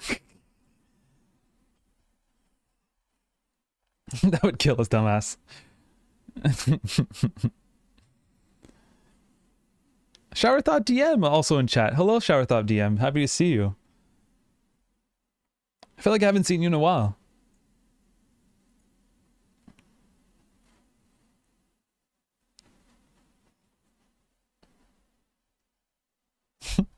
No, let's just give in and accept to be slaves. Imagine thinking, all right, you either give in and accept to be a slave, or you just die in the streets trying to fight the power on your own.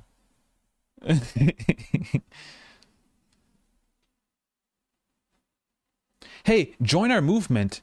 You have to be ready to die. Hey, we're trying to take down capitalism, and you have to be willing to spill your blood and die. Are you down? Were you also at a funeral, Shower Thought DM, or are you fucking with me? Were we both at the same funeral? I'm sorry. It might actually be pretty tragic for you. It wasn't tragic for me. My relationship to death is very is different. And if it was, I apologize. I'm very sorry.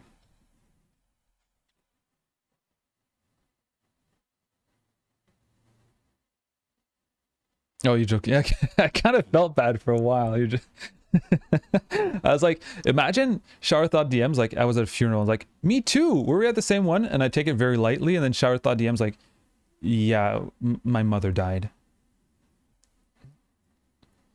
I'm happy you're joking.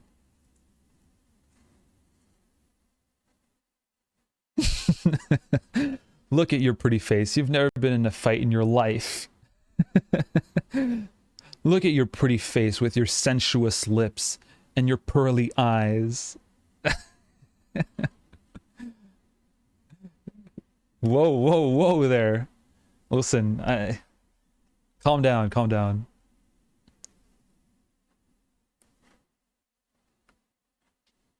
I disappear for a whole hour and everyone dies. Why don't you show your face then? Show the scars you have from your fights. All the fights that they've done to take down capitalism.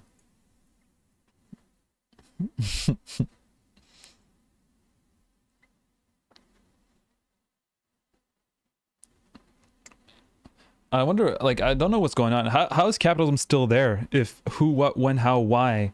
This warrior.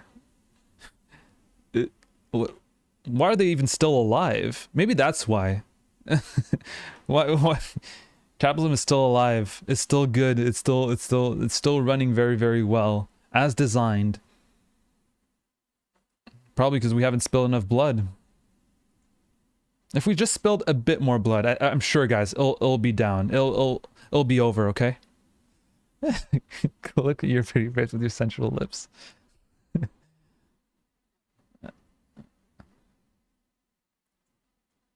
Mate, I'm a fucking English guy, not a pussy.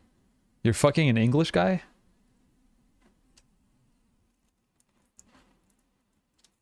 Should probably stop doing that and start fighting capitalism.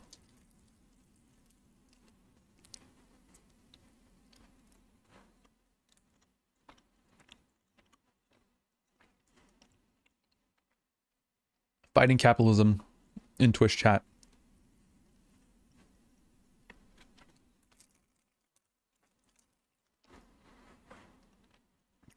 Guys, you're all a bunch of pussies.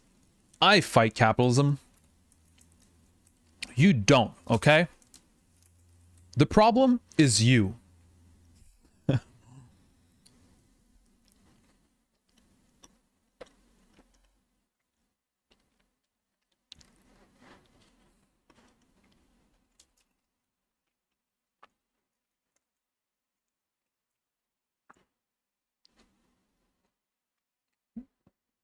The only English accent I like is the South Yorkshire one.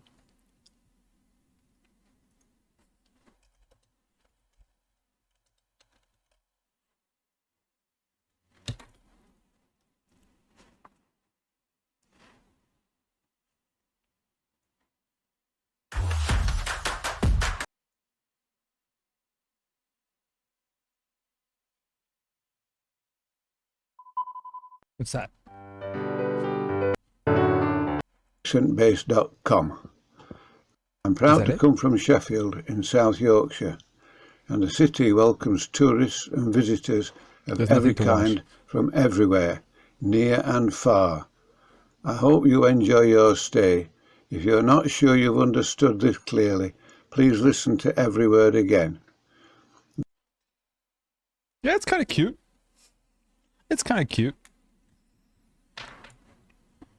You fight in England? Like you fight in your country? You said England, right? So what's going on? Why is capitalism still in England? Hmm?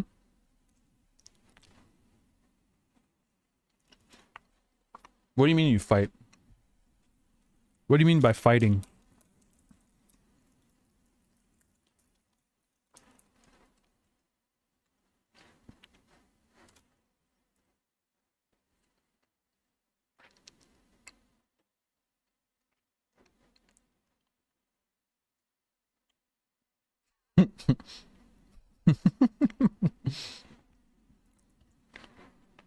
Fighting capitalism is hitting each other.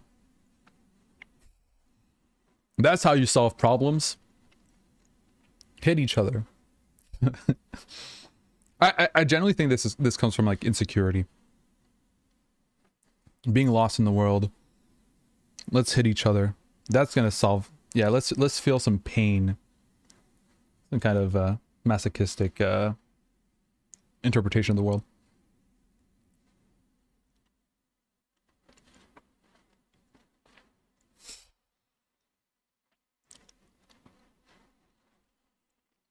And how has that improved the conditions of the working class? How has that liberated the working class? Hmm?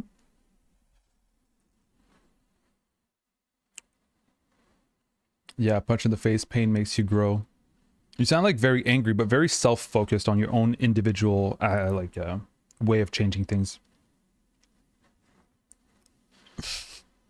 Makes you grow tired, yeah. Yeah, being punched in the face makes me grow. Yeah. Being in Twitch chat saying that we must sacrifice ourselves for the revolution just goes to show how much growth you've been in, eh? You're from a pussy generation. It's an older person. That explains a lot. There's so you a dumbass? Yeah. So a lot of the older generation, and it's not their fault, right? And I'm sorry for other people from older generations. It's not that they're dicks or whatever. It's that they believe they haven't developed the systemic criticism that is required for any social change to genuinely happen. So to them, older people, everything's about the individual, and that's what they were told their whole lives. It's the generation of self-entitlement. It's the generation of individual change for the sake of individual change. I know a couple of people who are really invested in fighting climate change, right? There are different people who want to fight climate change. In the younger generation, there's people who want to do individual change, and some want to do systemic change, and some want to do both. The older generation, their idea of fighting climate change, and that's something I've seen all the time. Their idea of fighting climate change is by adopting individual habits, right? We're gonna start recycling. Oh, I built a whole house that is zero waste. I built a whole house out of recycled materials. And it's like, yeah, good for you, but you're not doing shit. Your little individual perspective has nothing to do with the social changes that require a systemic approach, right? These problems are social problems. Attacking them individually might make you feel better. It might make you feel like a big man, right? It might make you feel like, oh, I'm so tough. I can take on these problems all by myself. But you lack a critical perspective on social problems, which is the systemic perspective. What is it? Wait, who, what, when, how, why? Because are they still in chat? Did they throw out their phone? Oh yeah, they're there. They're right there. Okay. You talk like a girl. What's wrong with talking like a girl? Also, another thing from older generations, they're kind of misogynistic.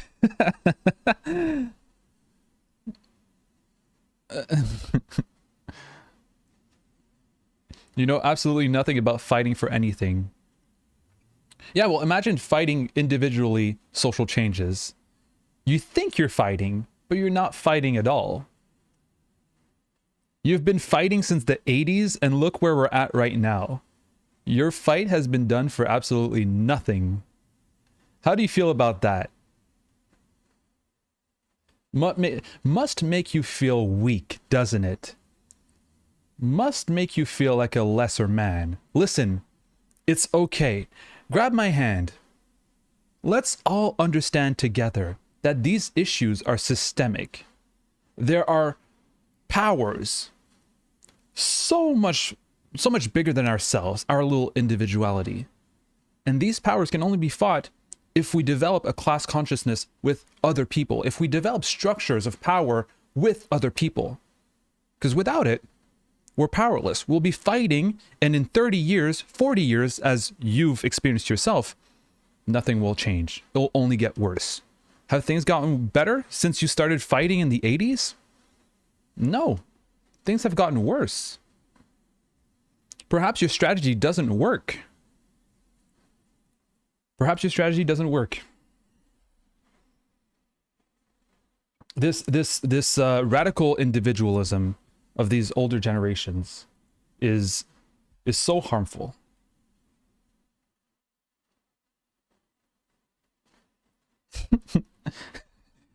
Our mothers and fathers used to beat us. Your parents just bought you gifts. hey, your mothers and fathers used to beat us and nothing went wrong. We're fine. I'm sorry you were a victim of child abuse, but it shouldn't be used as a justification for perpetuating this abuse, because this abuse is also hierarchic. I don't know if you call yourself an anarchist or whatever, but yet we have accomplished more than you ever did. Aw. Fathers and the mothers and fathers used to beat us kind of explain a lot of the mental illness that's going on in this chat. I'm sorry to hear that. Beating your kids is not good. But thank you for sharing with chat. I'm sorry to hear that, but thank you for sharing. You found the right community to take you in, to nurture you, to take care of you. This whole idea of building a world out of violence is, yeah, we support abuse victims. We do. We actually do. It's, again, this individualism that he doesn't really have the tools to argue against. He'll just say that I needed to be beaten as a child, because that, of course, would have made me a better person today. Doesn't really have any arguments, but that's okay. We have an abuse victim who grew up in the 80s. And it would explain. Hold on. If he grew up in the 80s, it would explain why he's such a radical individualist, right? This man grew up in Thatcher's United Kingdom, right? The whole idea that there's no such thing as society. We're just a bunch of individuals.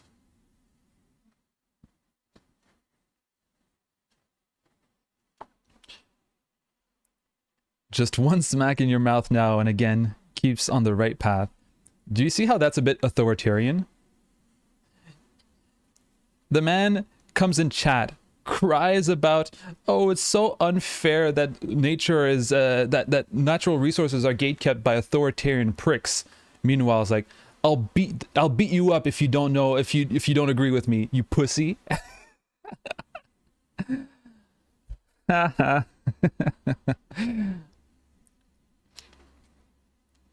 So do you agree on Thatcher's there's no such thing as society, we're just individuals?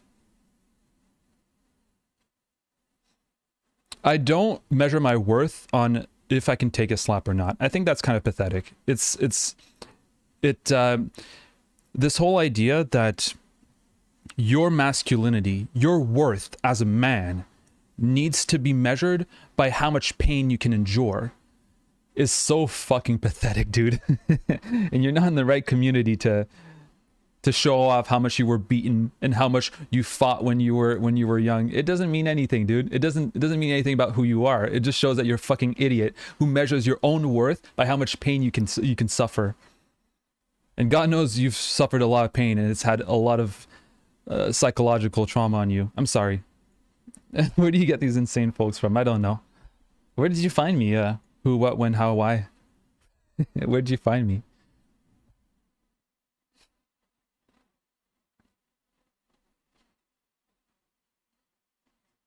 A man should be able to take a slap.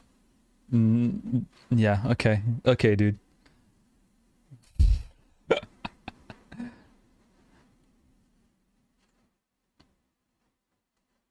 Yeah. It's toxic masculinity. But this guy doesn't really know how much that's affecting his mental state. Are you okay? Who, what, when, how, why? Are you feeling good? If you're in the chat of a Twitch streamer who's 26 years old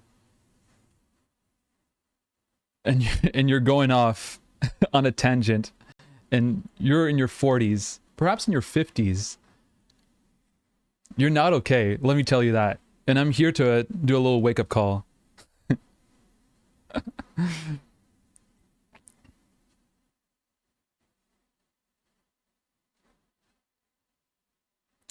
Oh, by the way, in case you didn't know who, what, when, how, why, I'm non-binary. I don't identify as a man. It's quite well known that I don't identify as a man. And the reason why I don't identify as a man is because I find men kind of sad. And you're the perfect example of that. I don't want people to identify me as the same kind of group that you're in. Yeah, I've worn dresses before. They're actually very comfortable.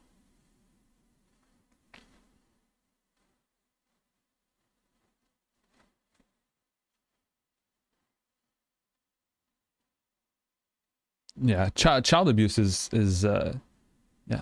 Wales outlawed beating their like children. That's really good.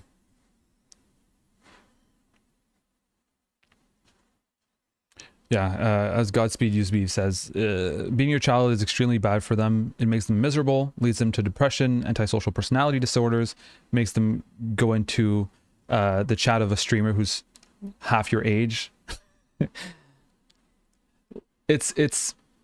It also one of the biggest thing as well is it creates fear, right? Fear of other people. It also creates this link between being able to talk through problems and to fight through your problems. And what we have here is someone who wants to fight through their problems because they don't have necessarily the words or the concepts or the emotional maturity to solve them with words, right? They only know how to do it through violence. So when I express my ideas, the only way they can answer is you have to take a punch. You have to bleed. That's someone who only knows how to solve issues through violence. And that's often a product of being taught that issues are solved with violence. And in this case, the kid is the issue. The violence is what disciplines them. Who, what, when, how, why says, are your parents a man and a woman? Yeah. I have a mom and a dad. I do.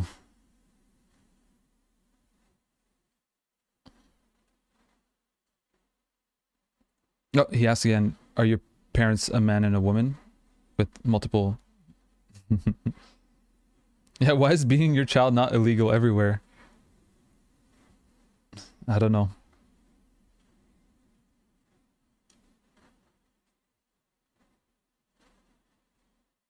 Yeah, Connor Core says skirts make so much more sense than fucking trousers. Oh my god. Yeah, absolutely. I've used skirts that both go over and on top of my knees. They are so much more comfortable, let me tell you that. As someone, if you didn't know, that has a penis and testicles, having a dress really lets you breathe. Skirts or dresses. If you have a big cock, you should go with skirts. It will be liberating, let me tell you that. Pants and boxers, briefs, underwear, whatever. That's for small PP people. It's for all the small PPs. Godspeed USB says, I don't have parents. I was spat out of a pothole on of a road in 2006, fully formed. I'm very surprised. I'm very happy for you. Godspeed. I hope everything went well, especially like in the raising process and all that. What the fuck? Hey, hi somebody. Somebody's in chat. Somebody or nobody. My parents are humans, I think. What the fuck is man or woman? I don't know what man or woman is. He asked again, are your parents a man or and a woman? Yes, they are. No, they've got names.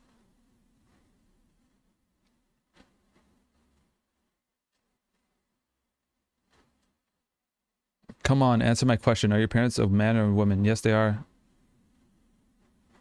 I'll accept a Scottish man in kilt. What do you mean? He goes, exactly. If your parents are a man and a woman, then checkmate, non-binary people. What if my parents were a woman and a woman, or a man and a man?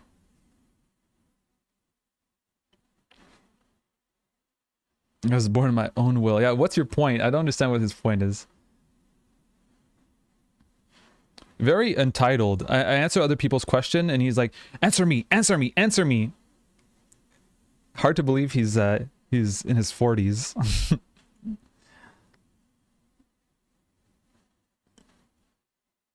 How they identify as their business. That's true. My parents are pretty traditional.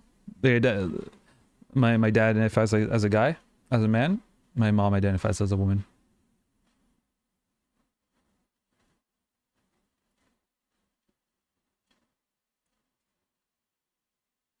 I also prefer skirts, pyro anarchists.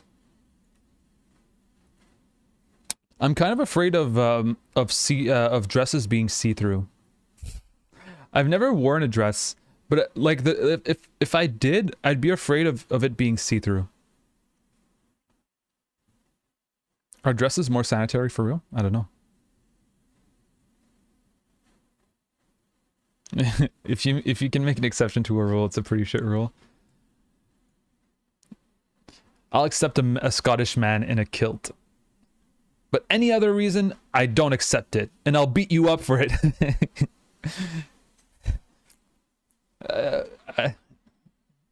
Sounds very authoritarian.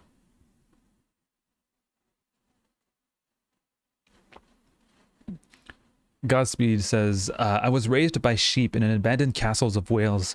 I ate grass for a decade and made deals with the lady in the lake to survive. If that's a reference, I don't know that reference. If it's not, I'm very happy to hear that you were cared for at the very least. And I'm happy you had a community to surround you and nurture you.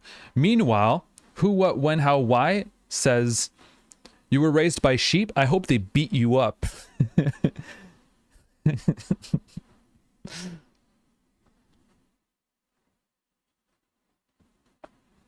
Oh, yeah. Skirts and dresses are so much more sanitary. They don't keep your junk all bunched up with no way to breathe. Yeah. And it breathes. It breathes, so it's not sweaty. It just... To all the people with dicks in here who haven't tried a skirt or a dress, try it. Try it, and then do a voice note, and you might hear, if you hear that, I want upload it on Discord. I want to hear it.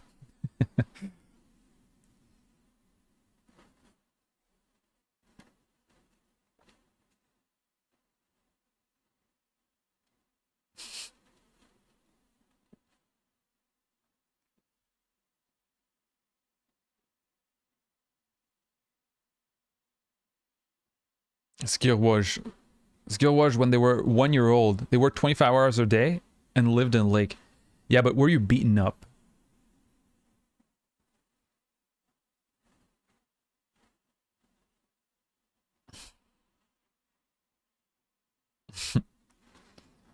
I was raised by a hard bastard when men were men and sheep were sheep. And look where it got you. I'm sorry to hear that. In case you, because like, when I said I was non-binary and you said that, oh, like, were your parents a man and a woman? You asked it a couple of times. Yeah, they were. And they still are. The whole idea, and like, because he's of an older generation, maybe explaining it could help. Because he might not know. A lot of people are not necessarily exposed to the arguments of what non-binary people are, or what trans people are, right? And the most simple way to put it is there's sex and there's gender. sex is your biological characteristics. Gender is your is the socially determined characteristics that are assigned to you according to your sex. So let's say you are born female, right? With female anatomy. There's also the gender side of things that comes in and says, all right, now you're going to wear pink, you're going to wear makeup, you're going to have long hair, you're going to do, all these things that are not like biologically determined, but socially determined.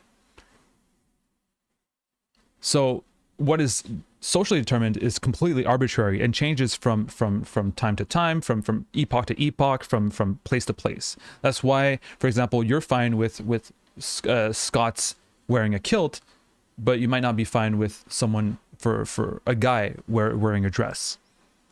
It's completely arbitrary, and those standards are changed from place to place and all that. Now, I'm non-binary, so I'll speak for all non-binaries in humanity, in the history of humanity. I don't identify both with the stereotypes attributed to what a man is or what a woman is. I just don't. I can identify with parts of them each, but I don't feel like I completely fit in the category of what a woman is, and I don't fit in completely with the category of what a man is. And because of that, I just prefer saying I don't do either. I don't feel like I'm either, because I don't associate with people of each category. So I just say I'm not in either of these categories. And the values, the behaviors, the whatever I want to associate with, I'll associate it on an individual basis, not on a broader group and stereotypes kind of basis. And that helps in many ways, not only in forging an identity that's independent of social stereotypes attributed to gender, but also frees me from some expectations I might put on myself, frees me from some insecurities that I might have put on myself from not adhering completely to some gender standards that I don't adhere to, right? For example, men need to suffer. People don't like to suffer. And why would people want to suffer or put themselves through suffering just to prove that they're men?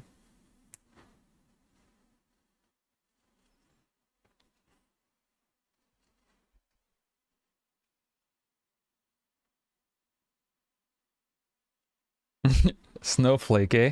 At the age of 17, I was in prison for taking a life. We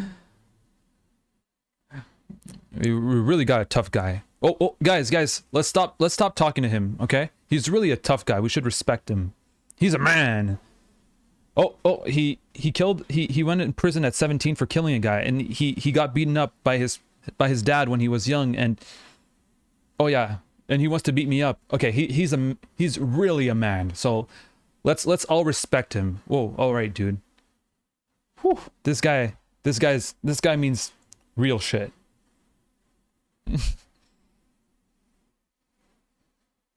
Yeah, it sounds like a really rough life. And your behavior here kind of underlines how rough this life was. I'm sorry to hear that.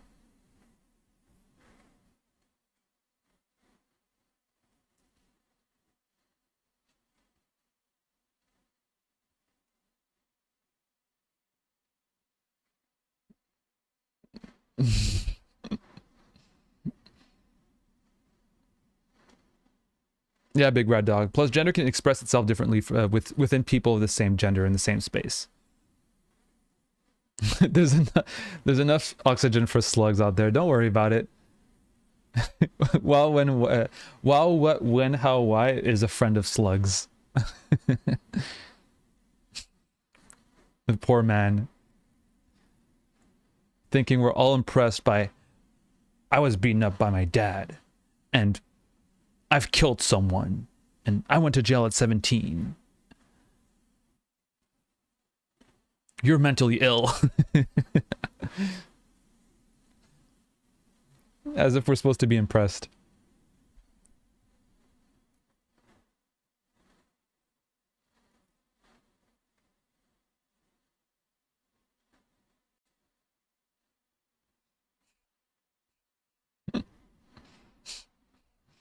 Yeah, he wants to kill people in chat.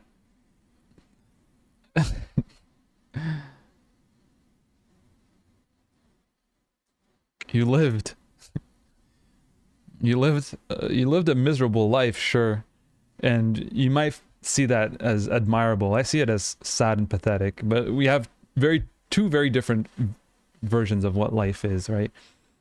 Or of what makes a life lived. Bollocks. That's absolute bollocks.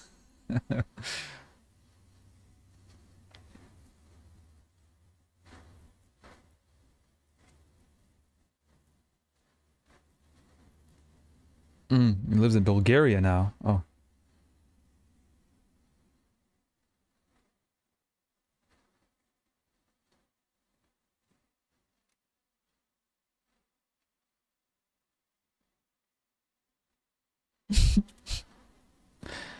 Hey guys, imagine having lived such an amazing life that you have to convince a chat of 15 people and a streamer that you've lived such a great life.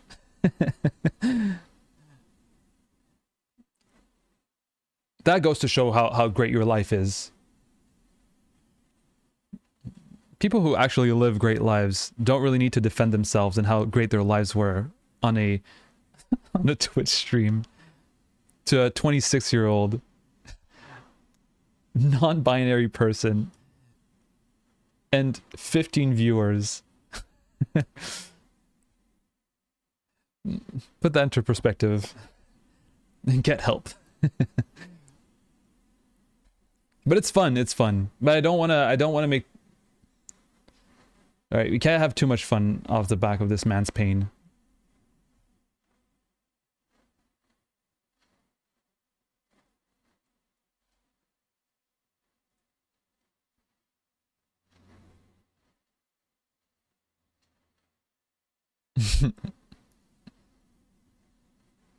It must be the best life ever. Yeah, we envy you.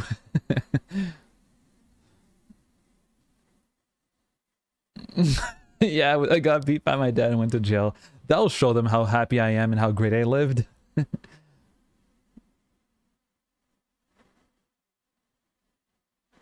Almost feels like he's trying to convince himself. A little bit. A tiny bit. Alright, it's okay. Let's try to not engage with that anymore. Now I'm kind of feeling bad. Kind of feeling bad. Not as bad as when I told Shower Thought DM that... Oh, it's asking me if I want to ban gay sex. I don't want to ban gay sex. Far from it. I want to promote it. I want to do the promotion of gay sex. Gotta go throw the lows to get to the highs. Why would you throw them?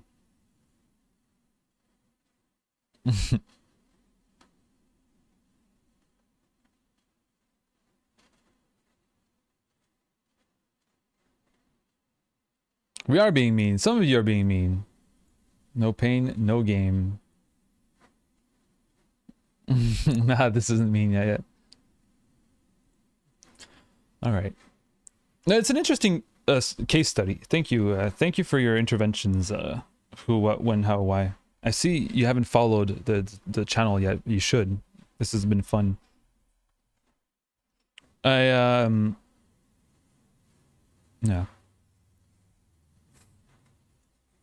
I don't want to say that this confirms my bias, my ageist bias against older generations who see life more individualistically. Like, I would like to say that it didn't do that, but it did. And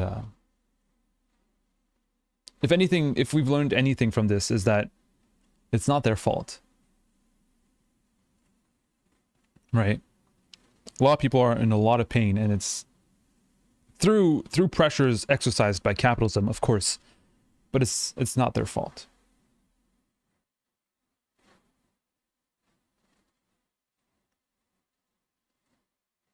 And we can't do much but to fight for a better world for these people, right?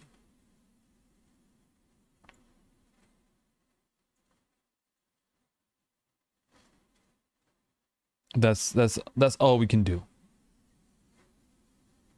is fight for a better world for people who have suffered, to stop people from suffering and perpetuating that suffering again and again.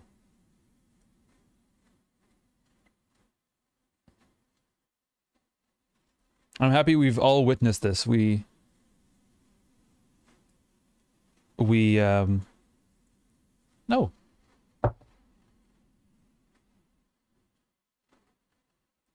Hold on.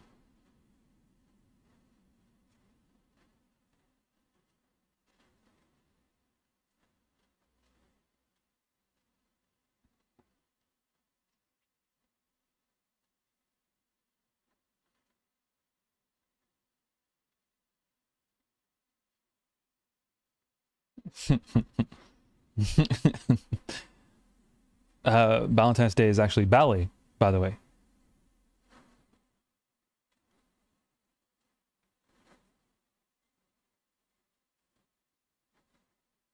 Yeah. Nobody says, I think we can be both individualist and collectivist. They don't have to be mutually exclusive. Yeah. When I'm talking about the radical individualism of the older generation is more the idea that, you know, problems can be solved through individual action and through individual, like, sacrifice almost, and individual habits. I'm not an individualist myself. I'm more of a collectivist, believing in the sanctity of the individual, right? Believing that individuals or individuality is the most important unit in any collective and is to be defended, even over the collective. But I don't believe that they're necessarily. I don't even think they're. I think individualism and collectivism are intertwined. And when I say individualism, I think I mean that it excludes collectivism, right? It only sees problems as an individual problem.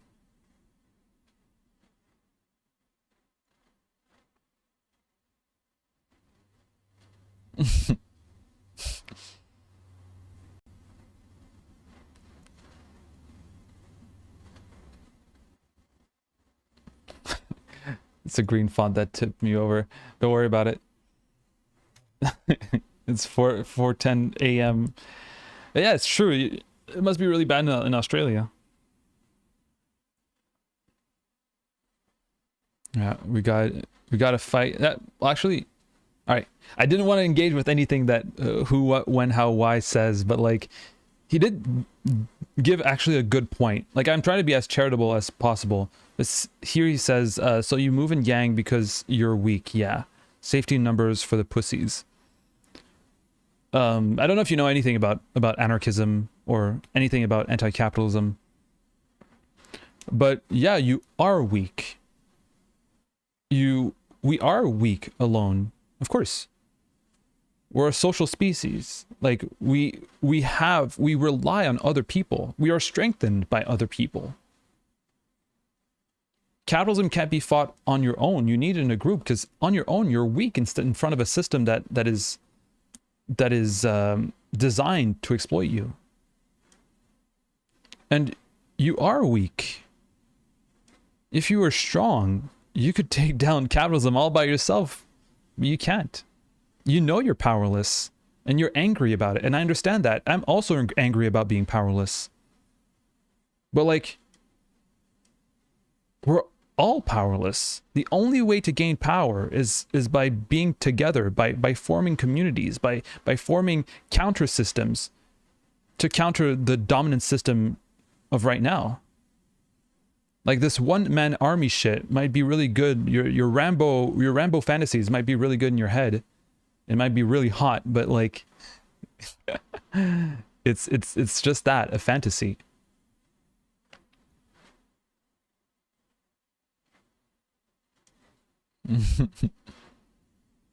That's the thing. Stop doing what you're told.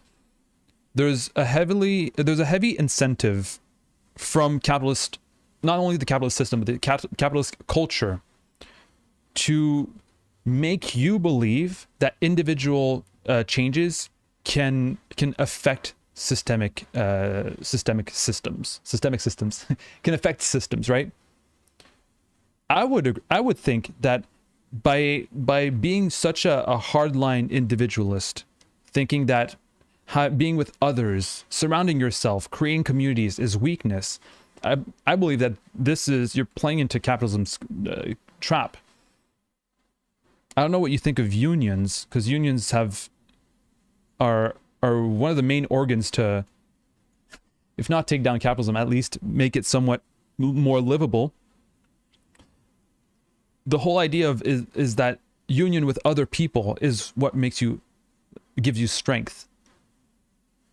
You fight against your boss who you work with for a higher wage or better conditions. You're not going to do shit alone. The best you can have is get fired, right? If you try too much, you're going to get fired. Unionize, organize with your coworkers. Then you put a lot more pressure on your boss. Alone, you're weak. Together, you're strong. You should understand that. Ape alone, weak. Ape together, strong. It's quite logic, actually.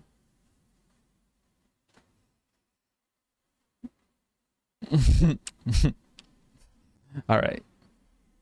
Thank you so much for the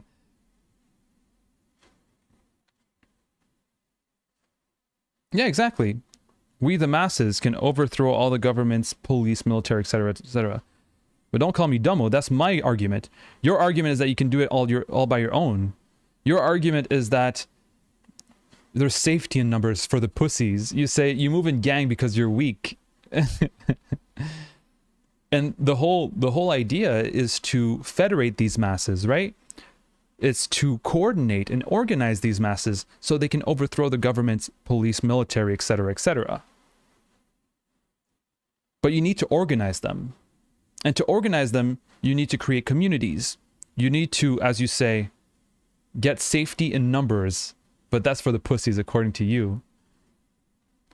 You believe that from one day to the other, everybody should just decide to overthrow the governments, police, military, and all that. No, you need to federate. You need to organize. You need to build counter powers. I've been saying that all there's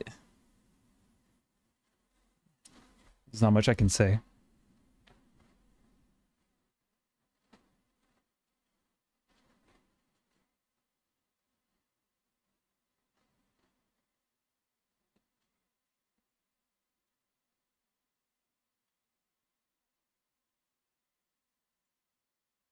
All right.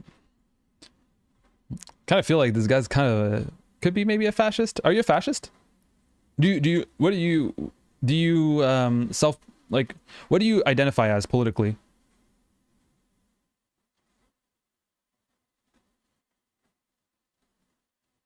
Who, what, when, how, why?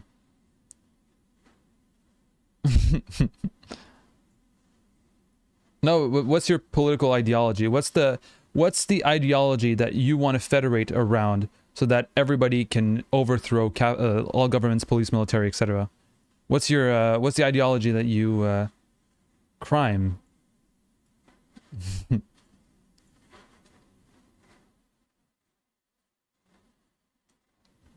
All right.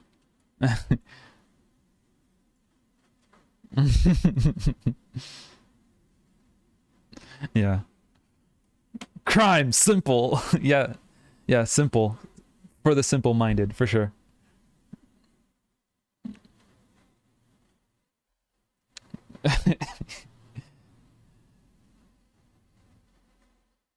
My vision for the future Everybody rally around my vision for the future, which is crime. Yeah, you're gonna get the masses to overthrow the governments with crime.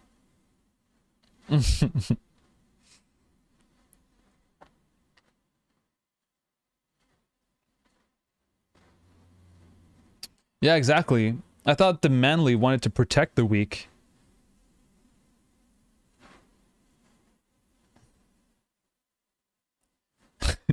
He only wants the strong, to be around strong men and work with strong men and fight capitalism with strong men and then set up camp with strong men and then set up a tent with strong men and then sleep in the same tent with other strong men and then maybe in the same sleeping bag as the strong men and like keeping other strong men warm because I'm a strong. Yeah. Yeah, it's the Joker. We literally have the Joker here. All right.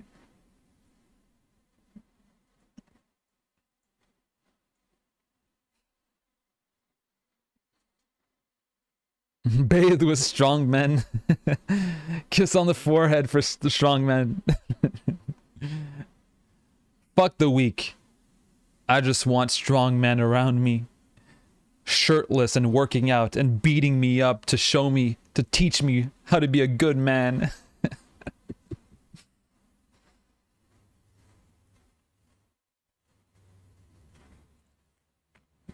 Yeah, it's a bit fascistic what you're saying. I listened to Bob Dylan, motherfucker. I don't know what that means, but it's kind of funny. All right.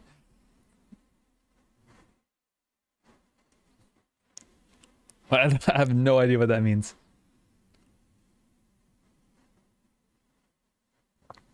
Just funny. All right.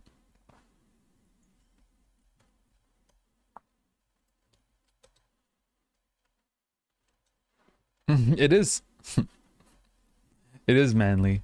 Fascism is manly. Anarchism is for the weak.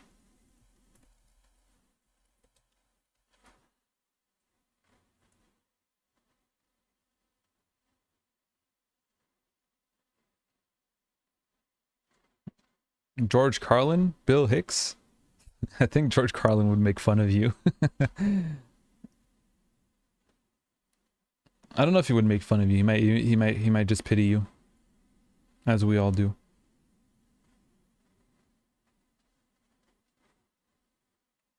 All right. All right, thank you so much for your for this brilliant segment. It was a lot of fun. Hello, Temer. Hello, Temer. We have a lot of people just joined.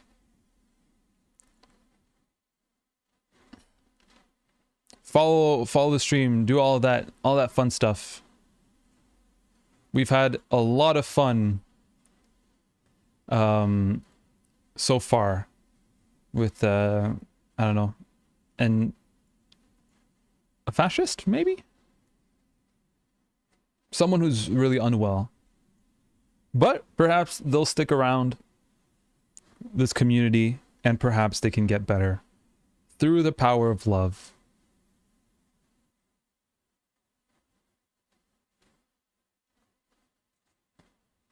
Now they're talking about music. We're gonna read it's been what, 3 hours?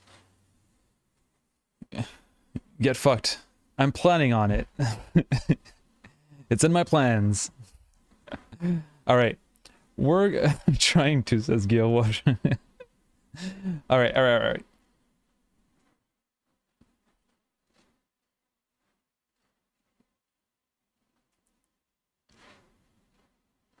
He needs to come out of the closet. All right, enough making fun of the mentally ill. All right. It's against our ideals. It's against what we stand for. All right, friends, I'm gonna go fill up my water. It's very manly to get fucked, right? Yeah, it can be. It depends how you wanna do it, right? All right, I'm gonna get some water. Chair streaming coming. How did you know? I'm gonna Shiz. I'm gonna get some water. Then drinks pussy water. I mean, isn't that good? Wouldn't it be gay to not drink pussy water?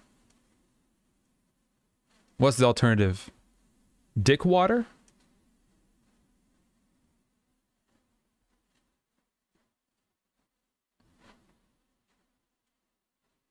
I drink pussy water because I'm so fucking manly. Juiced straight from pussy. Okay. All right. Chair stream, and then I'm gonna come back. We're gonna hang out. I might hang out with chat a little bit more, and then we'll read an anarchist FAQ. Are there any Marxist thinkers close to anarchism? We'll look into that. But until then, enjoy the chair, and I'll be right back. If you have any questions, any comments, I'll be reading them, and then we can hang out, and then we'll read. I'll be right back.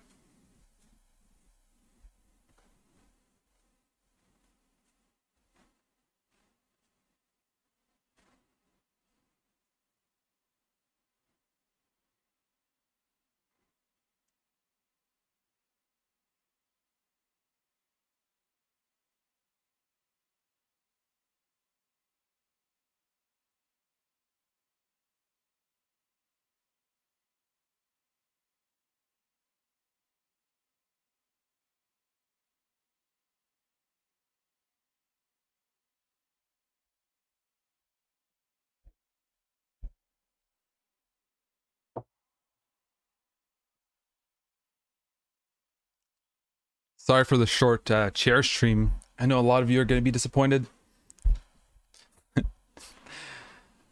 What's so exciting about this chair, by the way? What do you find so appealing? Why do you get more excited when you see the chair than when you see me?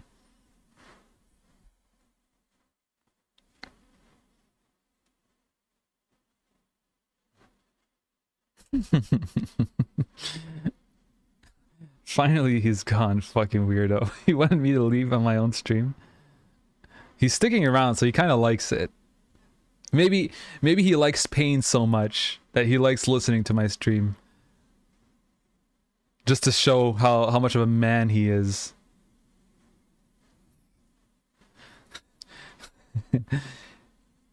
Wouldn't you like that? Wouldn't you like to see that? Stop, please. I'm usually fine with horny posting in chat, but like this is a bit explicit. But what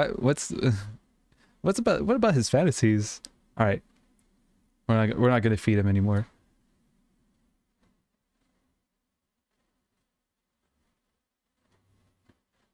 Chair stream is gone.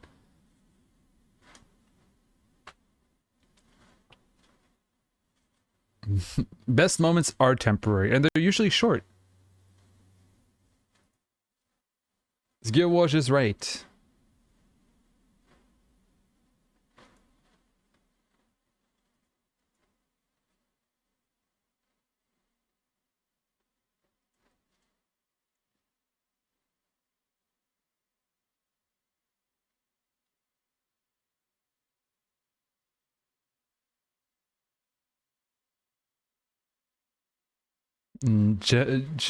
Chair never disappoints.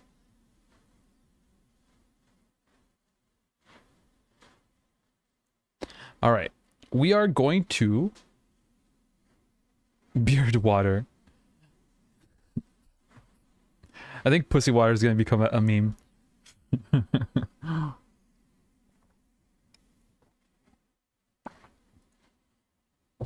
All right.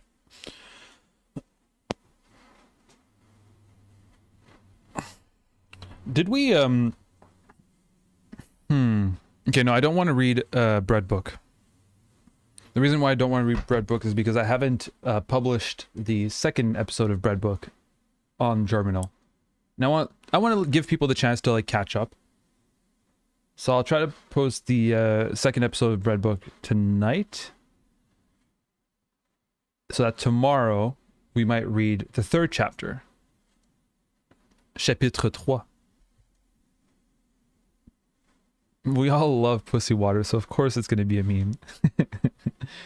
So from now on, all I do is drink pussy water. Oh yeah, we're blending all the community memes and references that are starting to be built. Your pussy water moved my cheese in Ancapistan.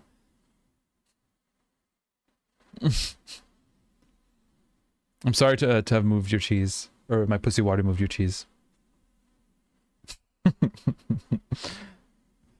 See, pyroanarchism is against all water except for pussy water.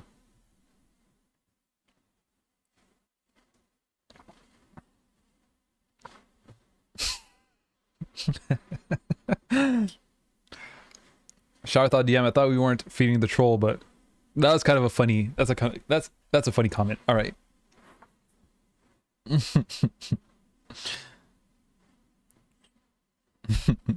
And the answer is no you. Hitting you with the no you. All right. We're gonna be reading. It's quite short.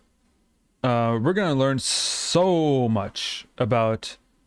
Are there any anarchist thinkers close to anarchism? You know what? I'll put that in the title. We're gonna be discussing what we learn. We're gonna be talking about it. At least in my ideal, we are. And after that, we'll be hanging out again. Maybe go back on. Are there any Marxist thinkers close to anarchism? There's all right. As a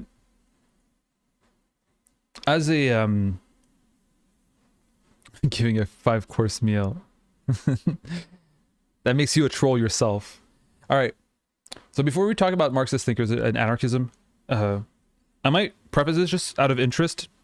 I think it might be interesting that I myself am both an anarchist and I guess I could call myself a Marxist. At least I adhere to a lot of Marx's analysis of society. As many Marxists, I don't agree with all of them. For example, I don't believe that the revolution is inevitable. I do believe that there is a good case to say that Marx was himself sort of libertarian, in the sense that he didn't want an authoritarian regime, obviously not, but wanted to take over the apparatus of the state, which I disagree with, but I don't think it's a significant disagreement enough for me to like reject the label Marxist. But because of that, I identify more with anarchist or libertarian socialist. I think just the history of that movement, anarchist, the history, the analysis is much more appealing to me than the Marxist analysis, but it doesn't mean that the Marxist analysis is wrong. It's still a really, really good analysis, and one I believe fundamental to oppose capitalism.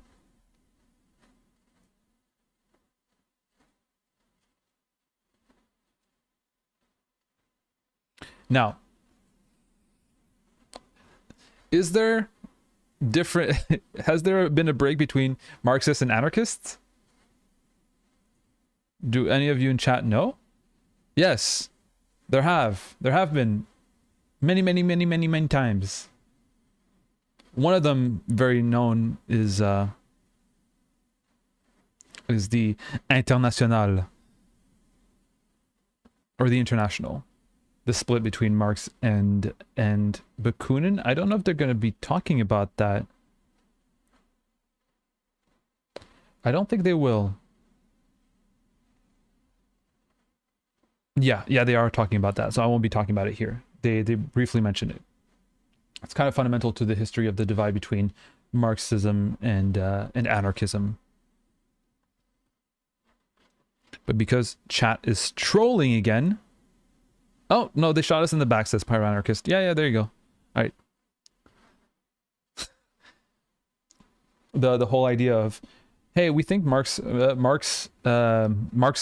and these damn communists are a bit too authoritarian for our liking, but we'll still ally to them in the international because we just want capitalism to be over.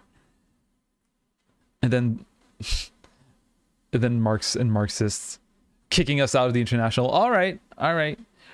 Perhaps this confirms our suspicions. Like, maybe we were right about.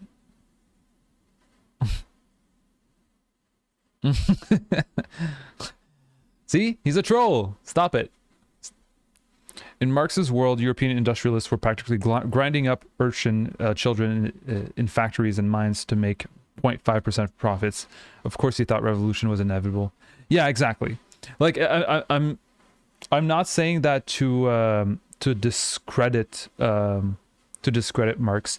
Kropotkin himself also said the revolution is I don't think he said inevitable, but it's like it's on our doorstep. Same for Malatesta. Like, the revolution is coming. Like, and it didn't. And they'd be wrong to say that. But in their context, who could blame them? And also they didn't have the state apparatus, the surveillance mechanisms that we have now that render revolution quite difficult.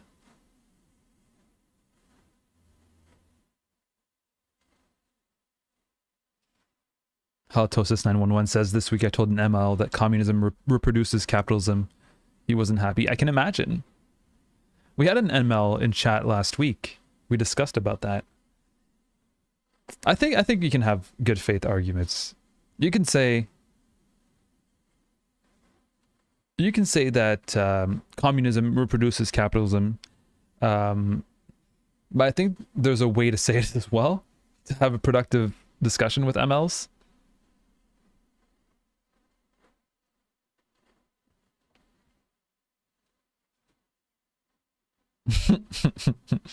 Bolsheviks first made communism and then invented time machine and made Marx years earlier. Not just Marx. Marx didn't invent communism either.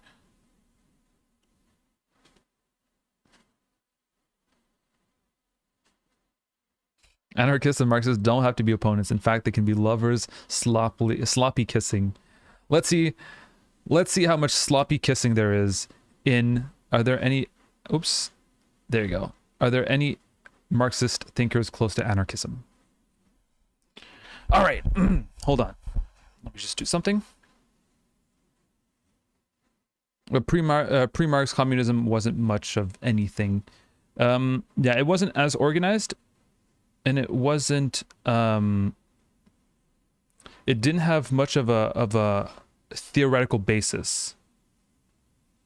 Hold on a second. I'm just going to turn off my fan. Beep.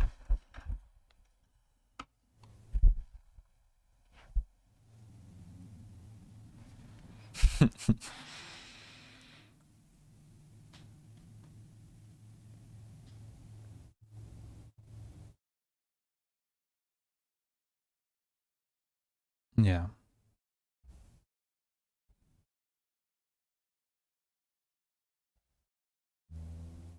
All right.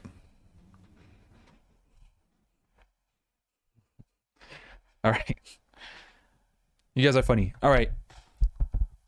C'est le temps de lire. 8.4.4. Are there any Marxist thinkers close to anarchism? None of the libertarian socialists we highlighted in the last section were Marxists. This is unsurprising, as most forms of Marxism are authoritarian. However, this is not the case for all schools of Marxism. There are important sub-branches of Marxism which shares the anarchist vision of a self-managed society. These include council communism, situationism, and autonomism. Perhaps significantly, these few Marxist tendencies which are closest to anarchism Perhaps significantly, these few Marxist tendencies which are closest to anarchism are, like the branches of anarchism itself, not named after individuals. We will discuss each in turn. Council communism was born in the German Revolution of 1919, when Marxists, inspired by the example of the Russian Soviets and disgusted by the centralism, opportunism, and betrayal of the mainstream Marxist social democrats, drew similar anti-parliamentarian, direct actionist, and decentralized conclusions to those held by anarchists since Bakunin. Like Marx's libertarian opponent in the First International, they argued that a federation of workers' councils would form the basis of a socialist society, and consequently saw the need to build militant workplace organizations to promote their formation. Lenin attacked these movements and their advocates in his diatribe Left-Wing Communism and Infantile Disorder, which Council Communist Hermann Gorter I turned him German without knowing if he was German, which Council Communist Hermann Gorter demolished in an open letter to Comrade Lenin. By 1921, the Council Communists broke with the Bolshevism that had already effectively expelled them from both the National Communist parties and the Communist International. Like the anarchists, they argued that Russia was a state capitalist party dictatorship and had nothing to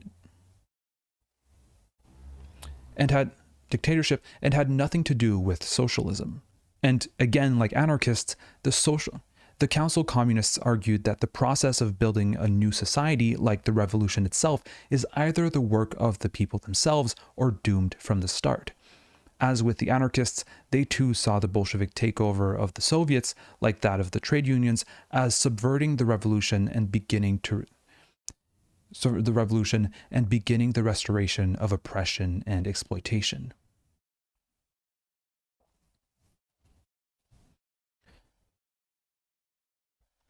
To discover more about Council Communism, the works of Paul Matic are essential reading. While best known as a writer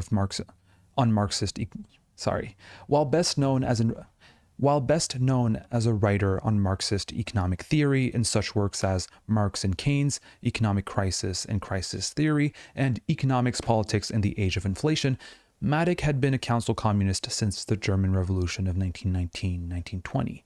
His books, Anti-Bolshevik Communism and Marxism, The Last Refuge of the Bourgeoisie, are excellent introductions to his political ideas. Also essential reading is Anton Pannekoek's works. Is it Pannekoek's? Keoks? I'll say Keoks, because Cox doesn't sound... Also essential reading is Anton Pannekoek's works. Oh, Connor Core is going to go to bed. 4:38. Good night, Connor Core. Thank you for stopping by.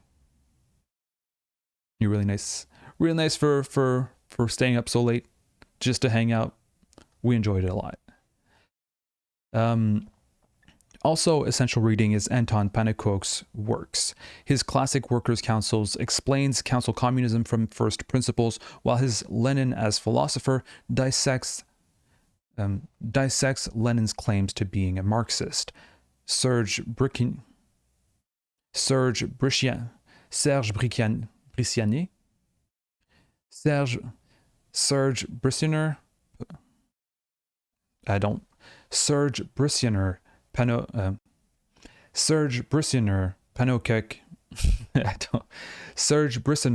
Pannekoek and the Workers' Councils is the best study of the development of Pannekoek's idea.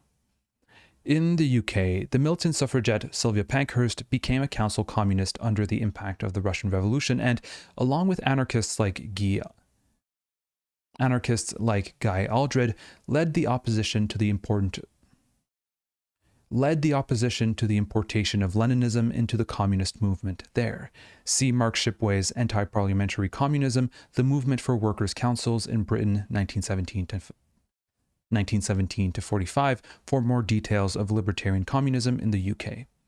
Otto Rühl and Karl Korsch are also important. Otto Rühl and Karl Korsch are also important thinkers in this tradition.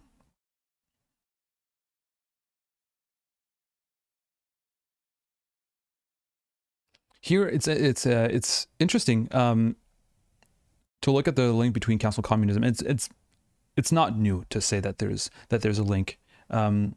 Perhaps to me, one of the most important ones or important distinctions or points here is, if I can find it,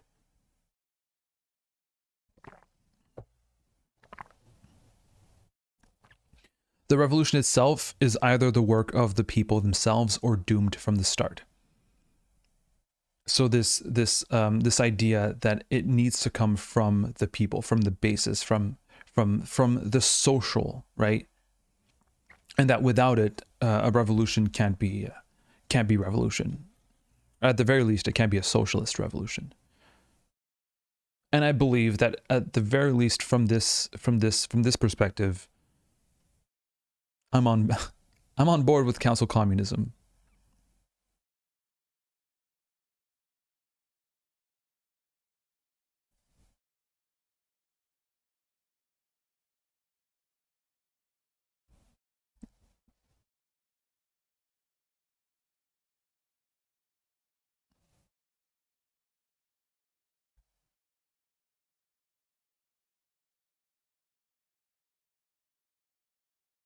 You're feeding the troll. He's even saying, excellent.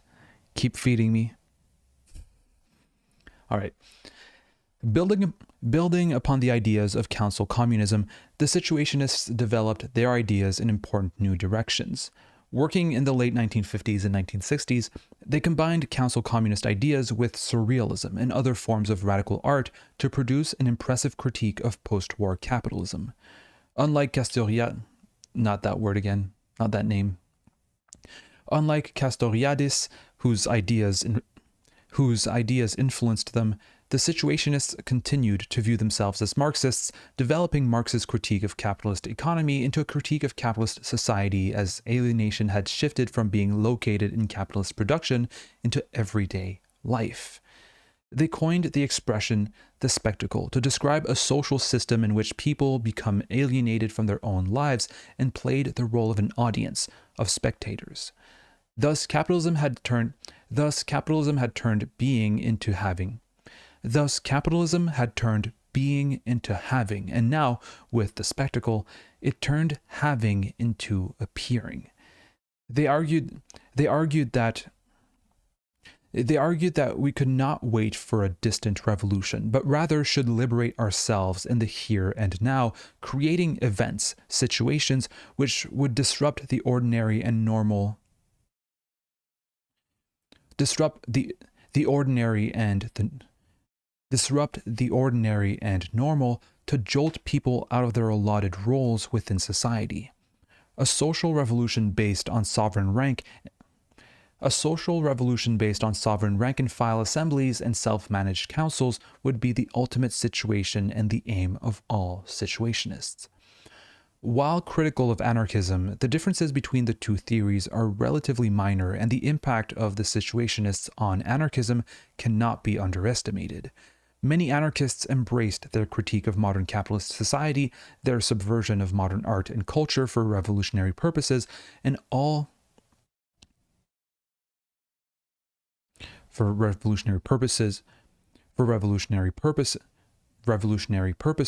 and call for revolutionizing everyday life. Ironically, while Situationism viewed itself as an attempt to transcend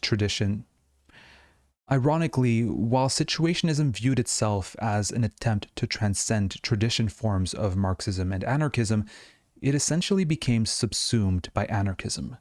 The classic works of Situationism are Guy Debord's Society of the Spectacle and Raoul Vaneignem's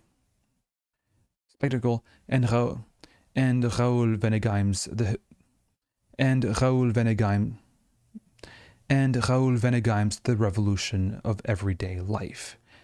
The Situationist International Anthology, edited by Ken Nabs, is essential reading for any Essential reading for any budding situationists, as is NAB's own Public Secrets.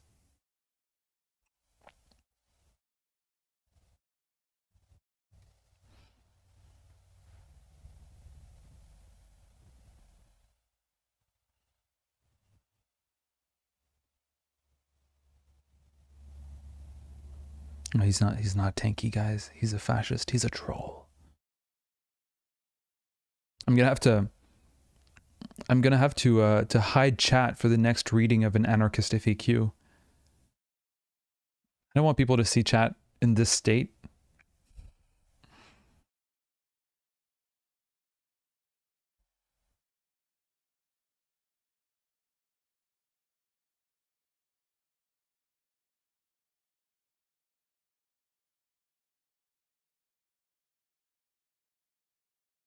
I prefer frogs gay. See, that's the kind of thing that I don't want people on the channel of an anarchist FAQ to see. Or the US government should have made the gay bomb. What's the difference between a tanky and a fascist? That's the kind of question I want in chat, though. All right. In any case, I'll probably just censor y'all for this reading at least. I'm sorry. Don't be sorry. I'm just happy you guys are having fun. And that's the most important part. That's why we're here. All right? Don't be sorry, somebody. It's okay. It's okay. You're forgiven. And that's good parenting. See, I didn't beat up somebody. I didn't have to. All right. Somebody being like, what the fuck? All right.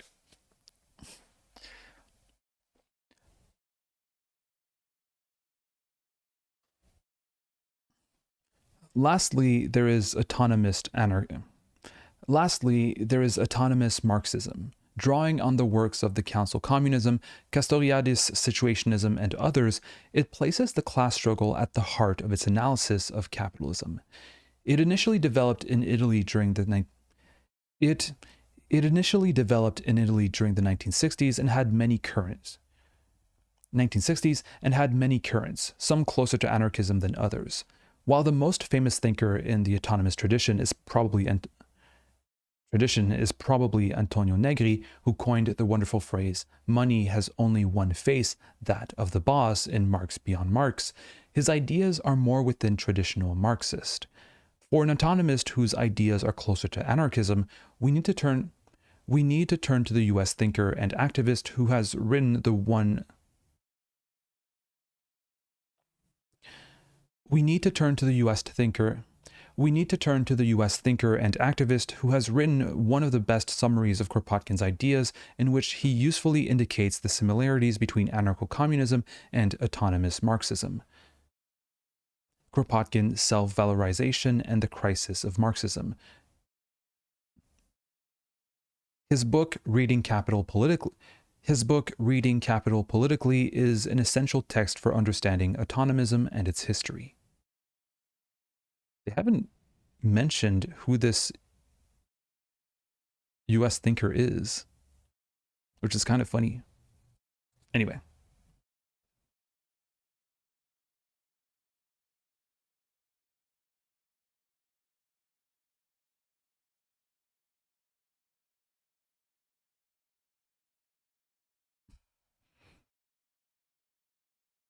Imagine thinking that all violence is the same. Who is the US thinker? We'll never know. I'm being parented by a stranger on the internet. Don't tell your parents, please.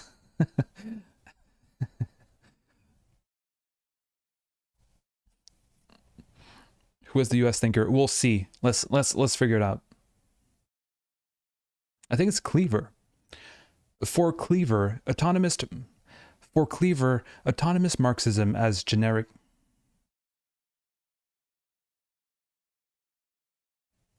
is a generic name for a variety of movements. Okay, yeah, we'll go with that. For Cleaver, autonomous For Cleaver, autonomist Marxism is a generic name for a variety of movements, politics, and thinkers who have emphasized the autonomous power of workers, autonomous from capital, obviously, but also from their official organizations. For example, the trade unions, the political parties, and, moreover, the power of particular groups of working class people to act autonomously from other groups, for example, women from men. By autonomy, it is meant the ability of working class people to define their own interests and to struggle for them and, critically, to go beyond mere reaction to exploitation and to take the offensive in ways that shape the class struggle and define the future. Thus, they place working class people at the center of their thinking about capitalism, how it develops and its dynamics, as well as in the class conflicts within it. This is not limited to just the workplace, and just as workers resist the imposition of work inside the factory or office via slowdowns, strikes, and sabotage, so too do the non-waged resist the reduction of their lives to work. For autonomists, the creation of communism is not something that comes later, but is something which is repeatedly created by current developments of new forms of working class self-activity.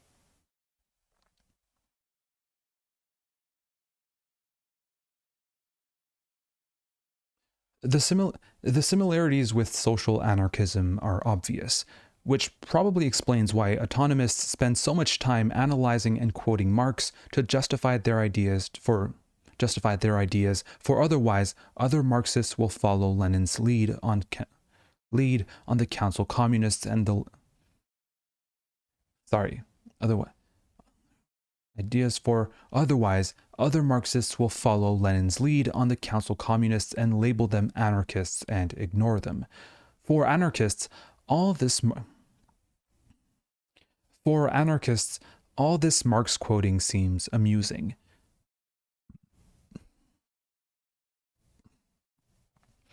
Ultimately, if Marx really was an autonomist,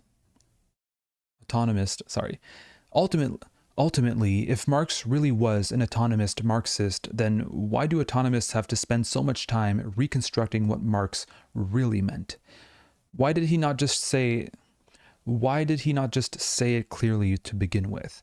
Similarly, why root out sometimes obscure quotes and sometimes passing comments from Marx to justify your insights? Does something stop being true if Marx did not mention it first? Whatever the insights of autonomism,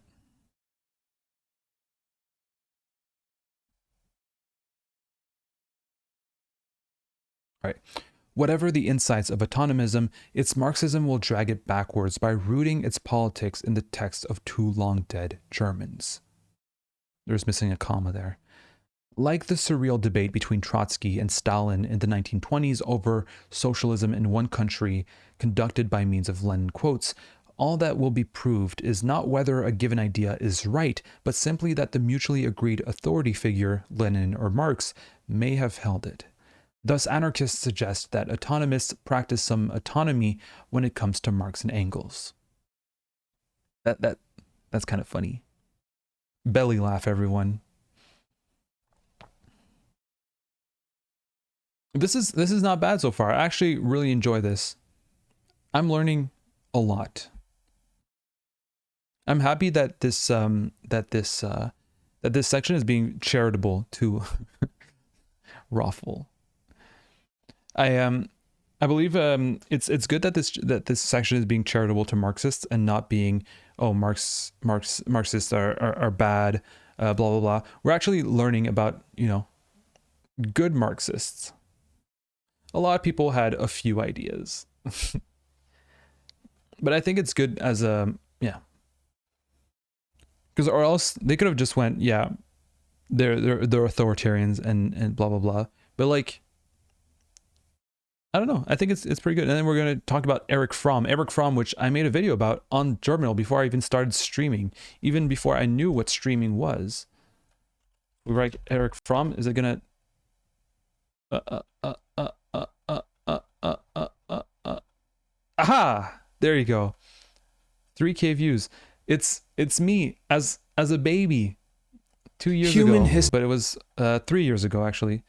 And look, I'm out of focus. And I'm bouncing up and down. I think you also see Ballet a very long time ago. Ballet has a baby as well. It's a video we did together. This is Ballet. Baby Sean and baby Ballet. It's okay to be bouncy. Thank you.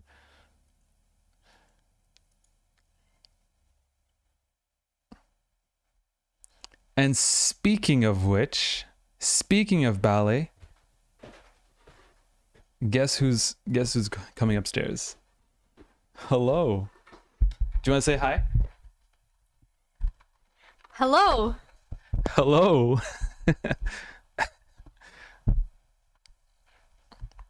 They're saying hello back. Oh, Big Rat Dog sees Ballet and's like, all right, I gotta go. Goodbye. I don't know. I'm kidding.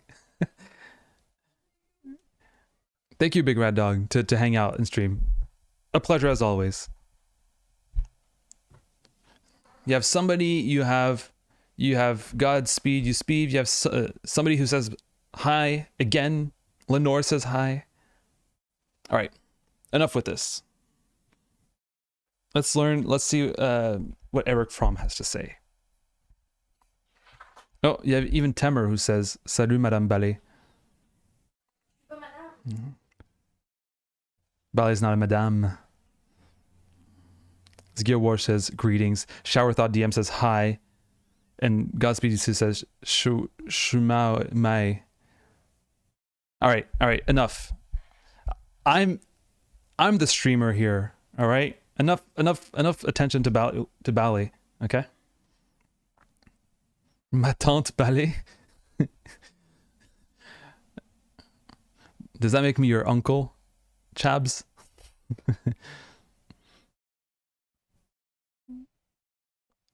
Who, what, when, how, why says make some curry. I have no idea what you mean.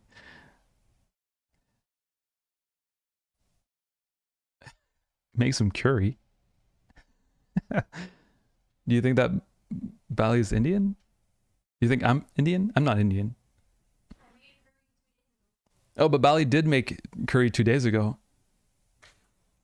How does who, what, when, how, why know that? I thought Ballet was streaming. All right.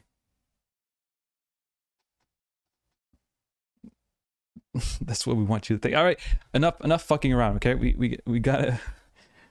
We're reading. We're being. Focus. We're reading right now. We're doing some really important stuff right here. We're learning about Marxism, capitalism. We're learning about anarchism and the intersection between all these ideas. All right, this is important. This is about our future. Okay. Are you willing to die for your future?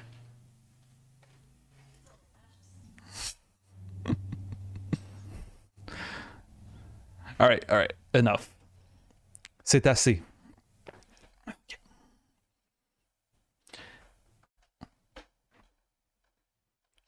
Other libertarian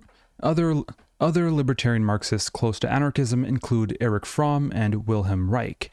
Both tried to combine Marx with Freud to produce a radical analysis of capitalism and the personality disorders it causes.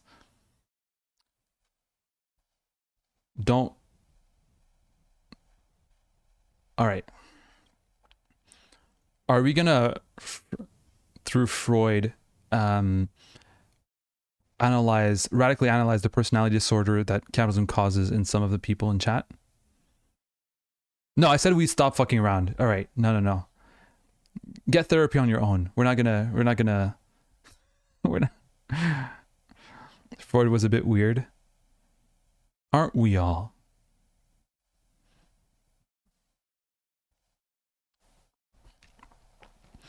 Erich Fromm, in such books as The Fear of Freedom, Man for Himself, The Sane Society, and To Have or To Be, developed a powerful and insightful analysis of capitalism which discussed how it shaped the individual and built psychological barriers to freedom and authentic living. His works discuss many important topics, including ethics, the authoritarian personality, what causes it and how it, what causes it and to change, what causes it and how to change it, alienation, freedom, individualism, and what a good society would be like.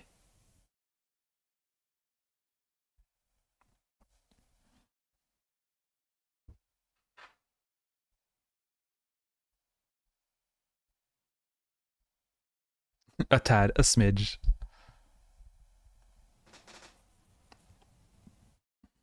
We could probably apply Oedipus. Yeah, I know.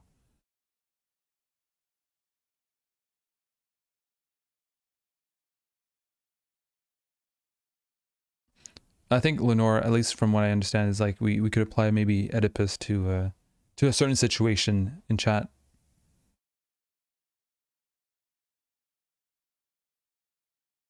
Oedipus, at least in this sense, is feeling some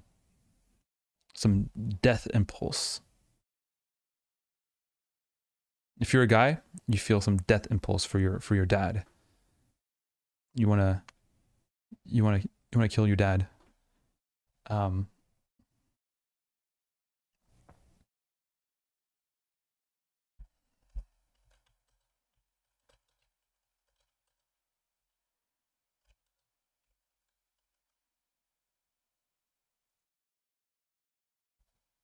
It's this. What the hell? I wanna kill my mom. What the? I wanna kill my dad. I wanna kill my grandma.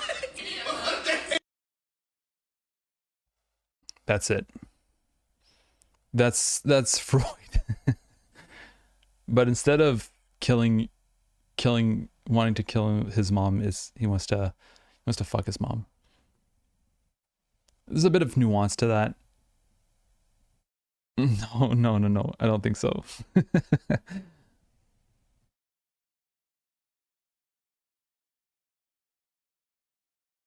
Yeah, exactly. I actually read Freud's Civilization. What is it? Freud, Civilization is Discontents. Is that it? Yeah, I actually read it to make a video on Germinal about it with Ballet, and we didn't really take anything of value from it, sadly. To make an actual like video essay about it.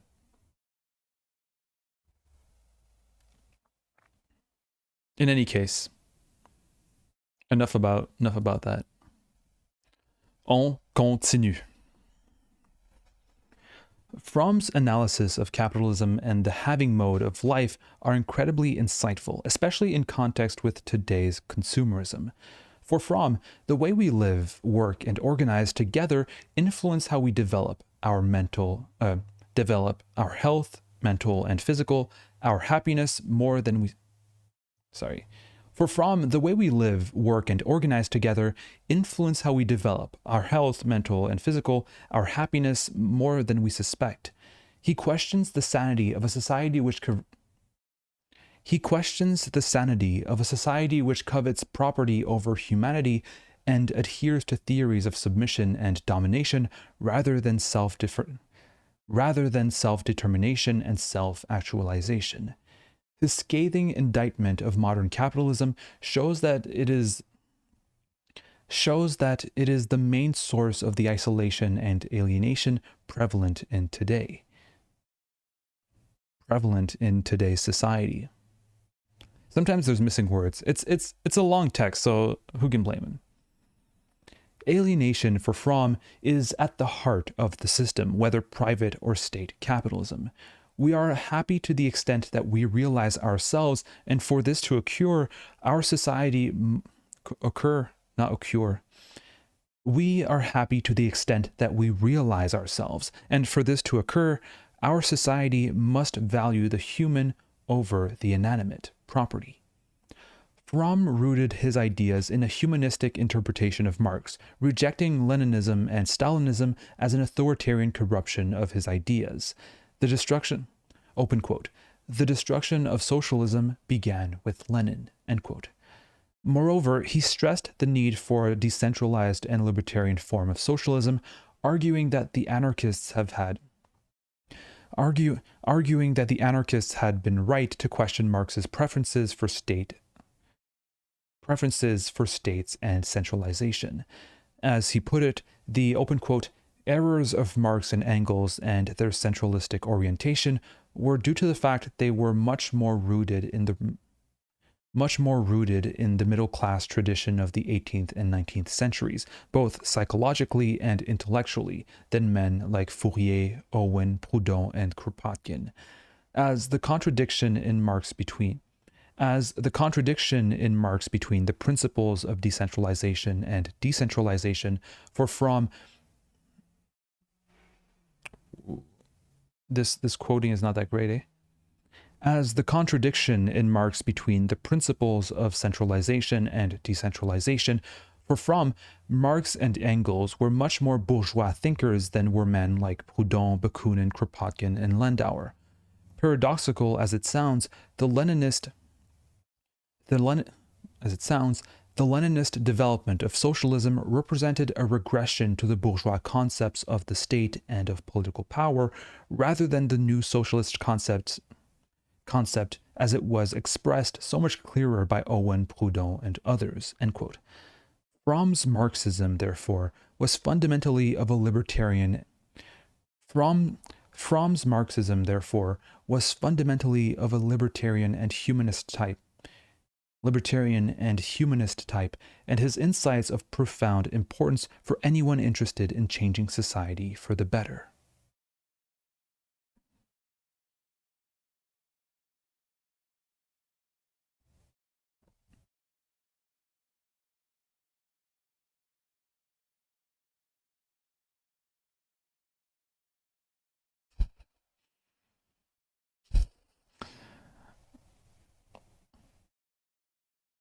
Try not to dox themselves. How else are cute folks supposed to visit me?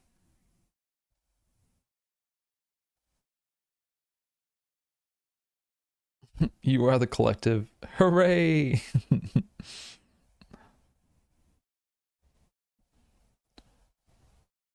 Wilhelm Reich, like Fromm, set out to elaborate a social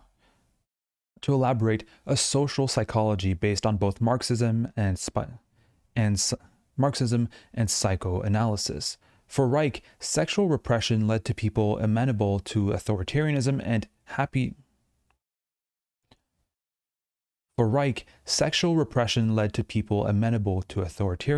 happy to subject themselves to authoritarian regimes.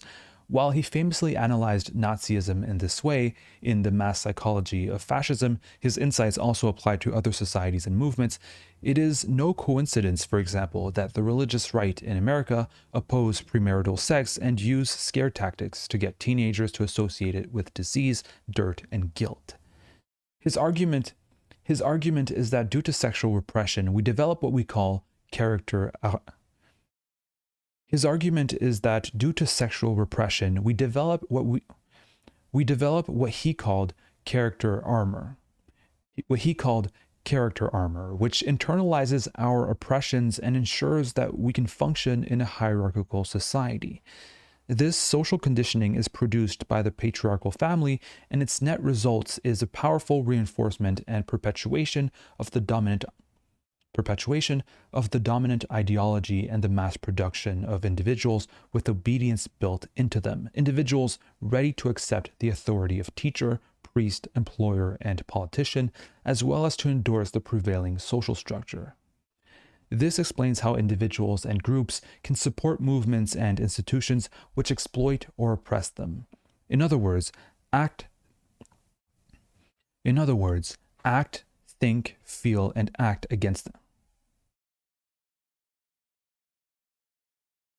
In other words,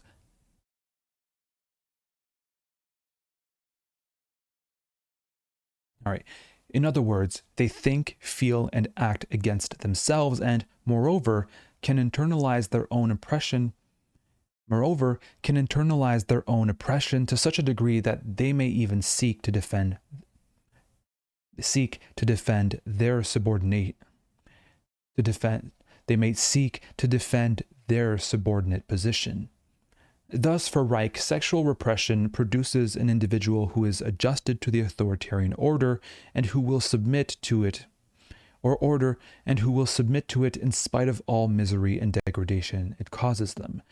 The net result is fear of freedom and a conservative reactionary mentality.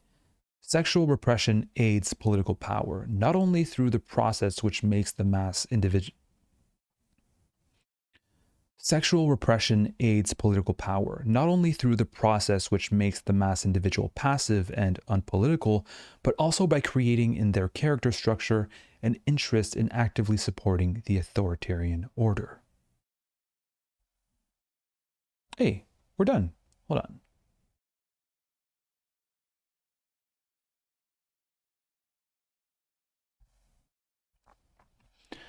While his unidimensional focus on sex is misplaced, his analysis of how we internalize our oppression in order to survive under hierarchy is important for misplaced. His analysis of how we internalize our oppression in order to survive under hierarchy is important for understanding why so many of the most oppressed people seem to love their social position and those who rule over them. By understanding this collective character structure and how it forms,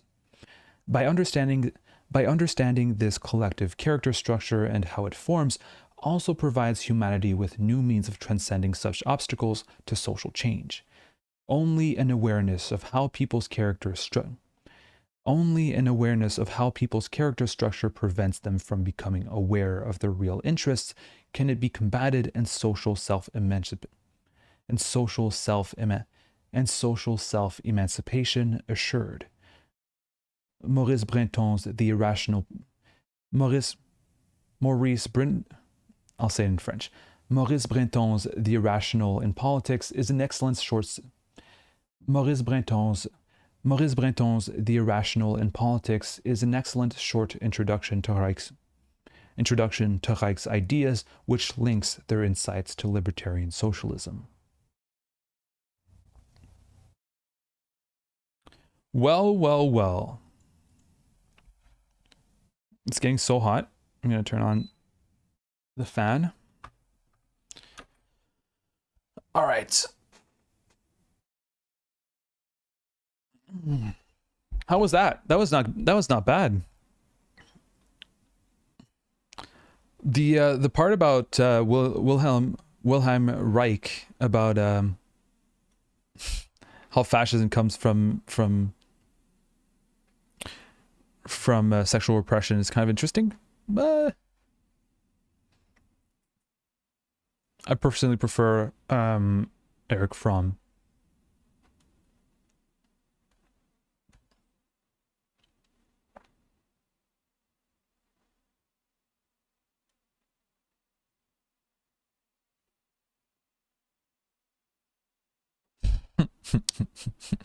Shane Dawson moment. We're done 8.4. Surprisingly. Look at us being done 8.4. And then we have 8.5, which is going to be a lot of fun because it's what are some examples of anarchy in action. We're going to learn about some experiments that have happened throughout history on anarchism. And we'll learn a whole lot about that. And then after 8.5, there's let me check.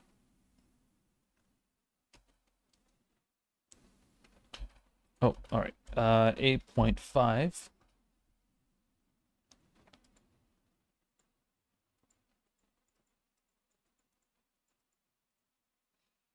So 8.5 is what are some examples of anarchy in action? There is we're going to learn about the Paris Commune.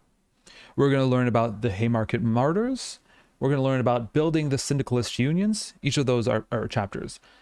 We're going to learn about anarchists in the Russian Revolution. We're going to learn about anarchists in the Italian factory occupations. We're going to learn about anarchists in the Spanish Revolution.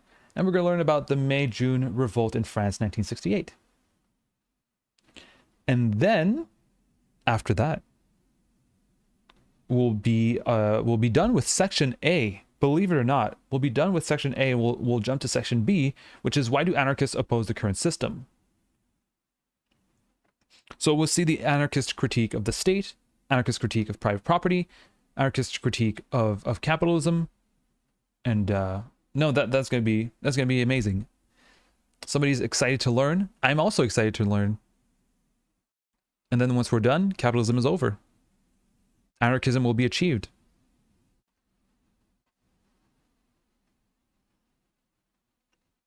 We already learned about the Paris Commune in an earlier stream, though. Did we? I don't believe you. Like, not in an anarchist FAQ. Certainly not.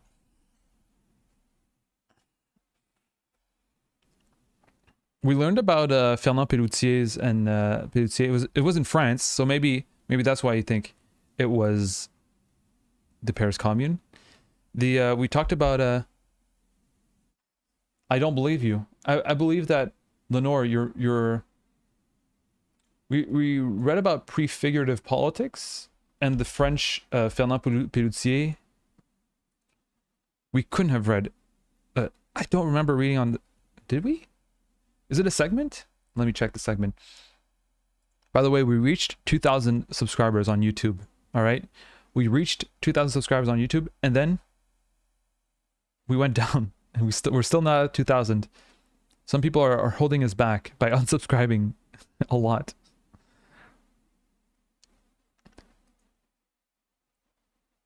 Hey, why do I have 2 dislikes on my video on anarcho-primitivism?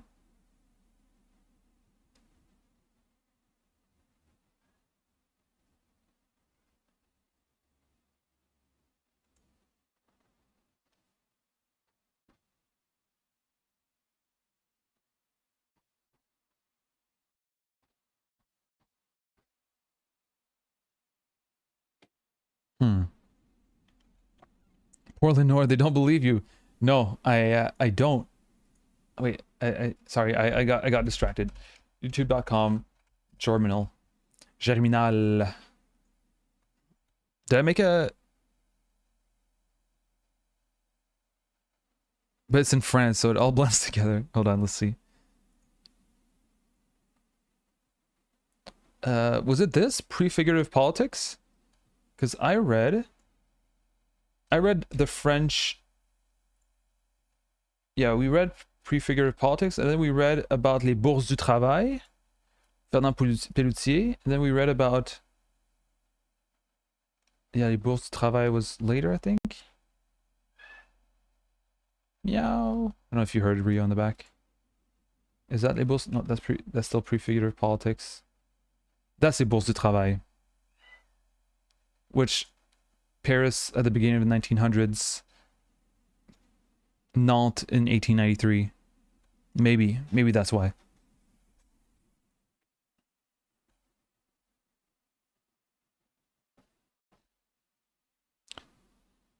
We're not going to learn the we're not going to learn the Paris Commune through Wikipedia. We'll have to learn it through the Anarchist FAQ. If we're not completely convinced by Anarchist FAQ's take on the Paris Commune, we'll read it. Hey, we never finished that one video by the pole balls, the political balls on anarcho-syndicalism. It wasn't a bad video. It didn't seem like a bad video.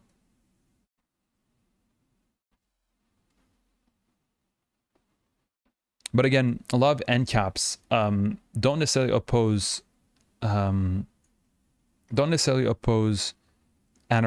social anarchists. I remember talking to an NCAP saying, "Oh yeah, I don't mind if anarchists want to do their communes. I have nothing against that." Who writes the Anarchist FAQ? Good question. It's written by a collective, but it's signed by one. So here, Anarchist FAQ editorial collective. I think you can. It's the kind of thing that you can edit and add things to it. Hold on. Let me go through the table of contents. We'll never be done reading this. All right. The intro is signed by Ian McKay or Ian McKay. among other people. Yeah, see Ian McKay here. There's even a website, an anarchistfaq.org. I don't like this website.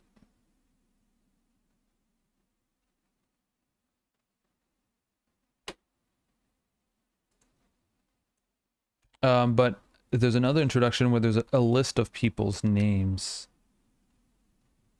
That's also signed Ian McKay. That's Anarchist FAQ after 10 years. Ian McKay. The introduction here, there you go. So these four are mostly responsible for this FAQ. And there's contributions, feedback from these people. This is not me.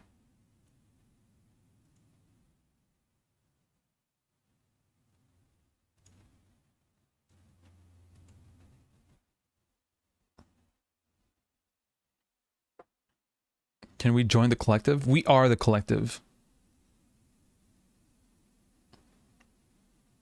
I wonder if there's ever going to be if they're ever going to reach out, if Ian McKay or something is going to be like, hey, I've seen that you started reading all of my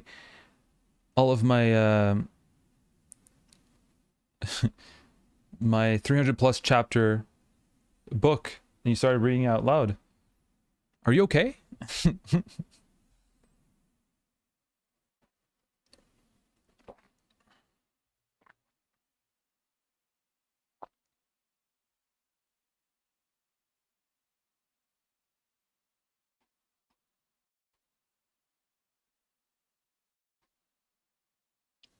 Pyro Anarchist says, maybe I learned about the Paris Commune somewhere else. Wait, you watch other content creators? You watch other streamers?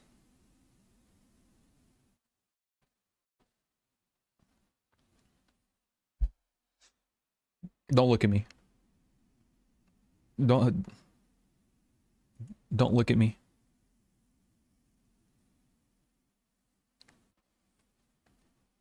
How embarrassing is this?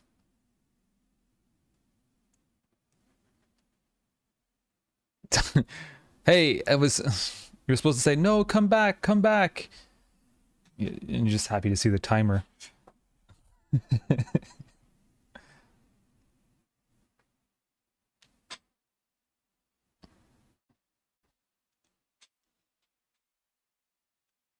So that was the Anarchist FAQ for today. We had a lot of fun today. It's about a 4-hour stream, which is quite a bit. It's quite a bit. Thank you so much, everyone, for joining. I'm gonna put an end to the stream today, but we had a lot of fun. Sometimes I'm like, I don't know what to talk about, and I don't want to just read during the whole stream because I don't want people to get bored or just think that this is just a reading stream, which kind of becomes often just reading streams. I know it's not for everyone. Next stream is tomorrow. Tomorrow, hopefully at 11 again. If tomorrow there's no funeral, so I won't be late this time. I won't be late, so I won't, so I can start actually at 11, hopefully. But yeah, no, like, I came into the stream and was like, all right, I want to read the Anarchist FAQ, but I don't want to just do that, right? I want to do other things. So I talked about my experience at the funeral, but then I was like, all right, what else do we do? And then there's always content that presents itself. And we had a lot of fun. We had a lot of fun. Didn't we?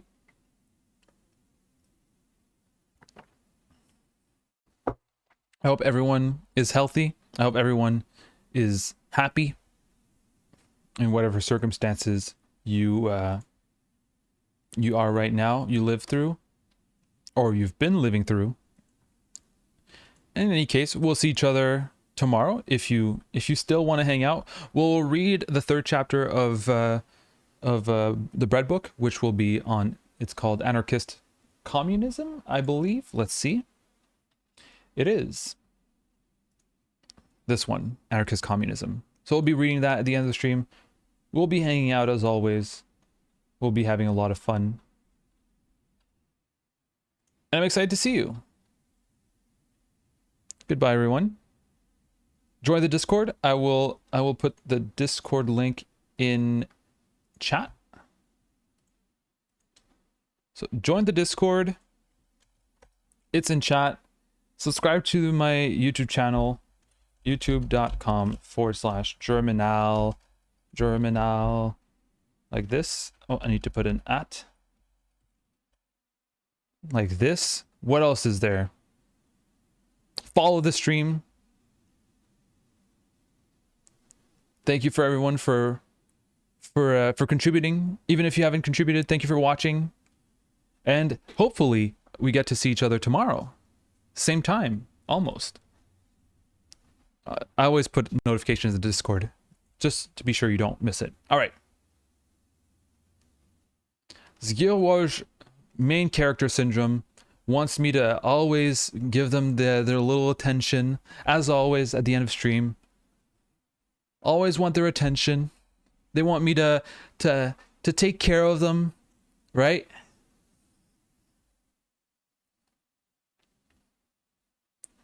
Fuck off. Get the fuck out of here. Get out of here. Get out of the stream. Wait. No. Stay. I'd love one day to use all of you to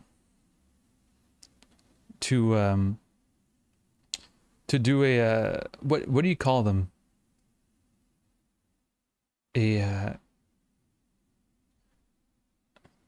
When you send a lot of people to someone's channel, but we're only 15, so I can't really do that. One day, a raid. I'm getting mixed signals. Should I stay or should I go? Raid, there you go. But I don't know any leftists that much in the revolution. Yeah, you do need a lot of people for revolutions too.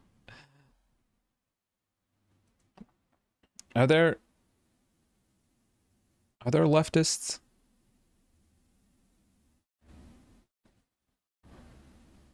I'm trying to see. Is Andrewism? No, they're not. Do they stream? Bang, no. A raid is when you send it to someone who streams. All right. Next time, another time. Now you can fuck off. Get out of here. Shh. Psst, psst. Get out. What are you still doing here? The stream is ended. It's over. We're seeing each other tomorrow, okay? Get out of here.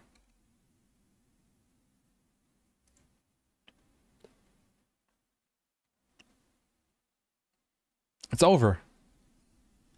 I told you it was over.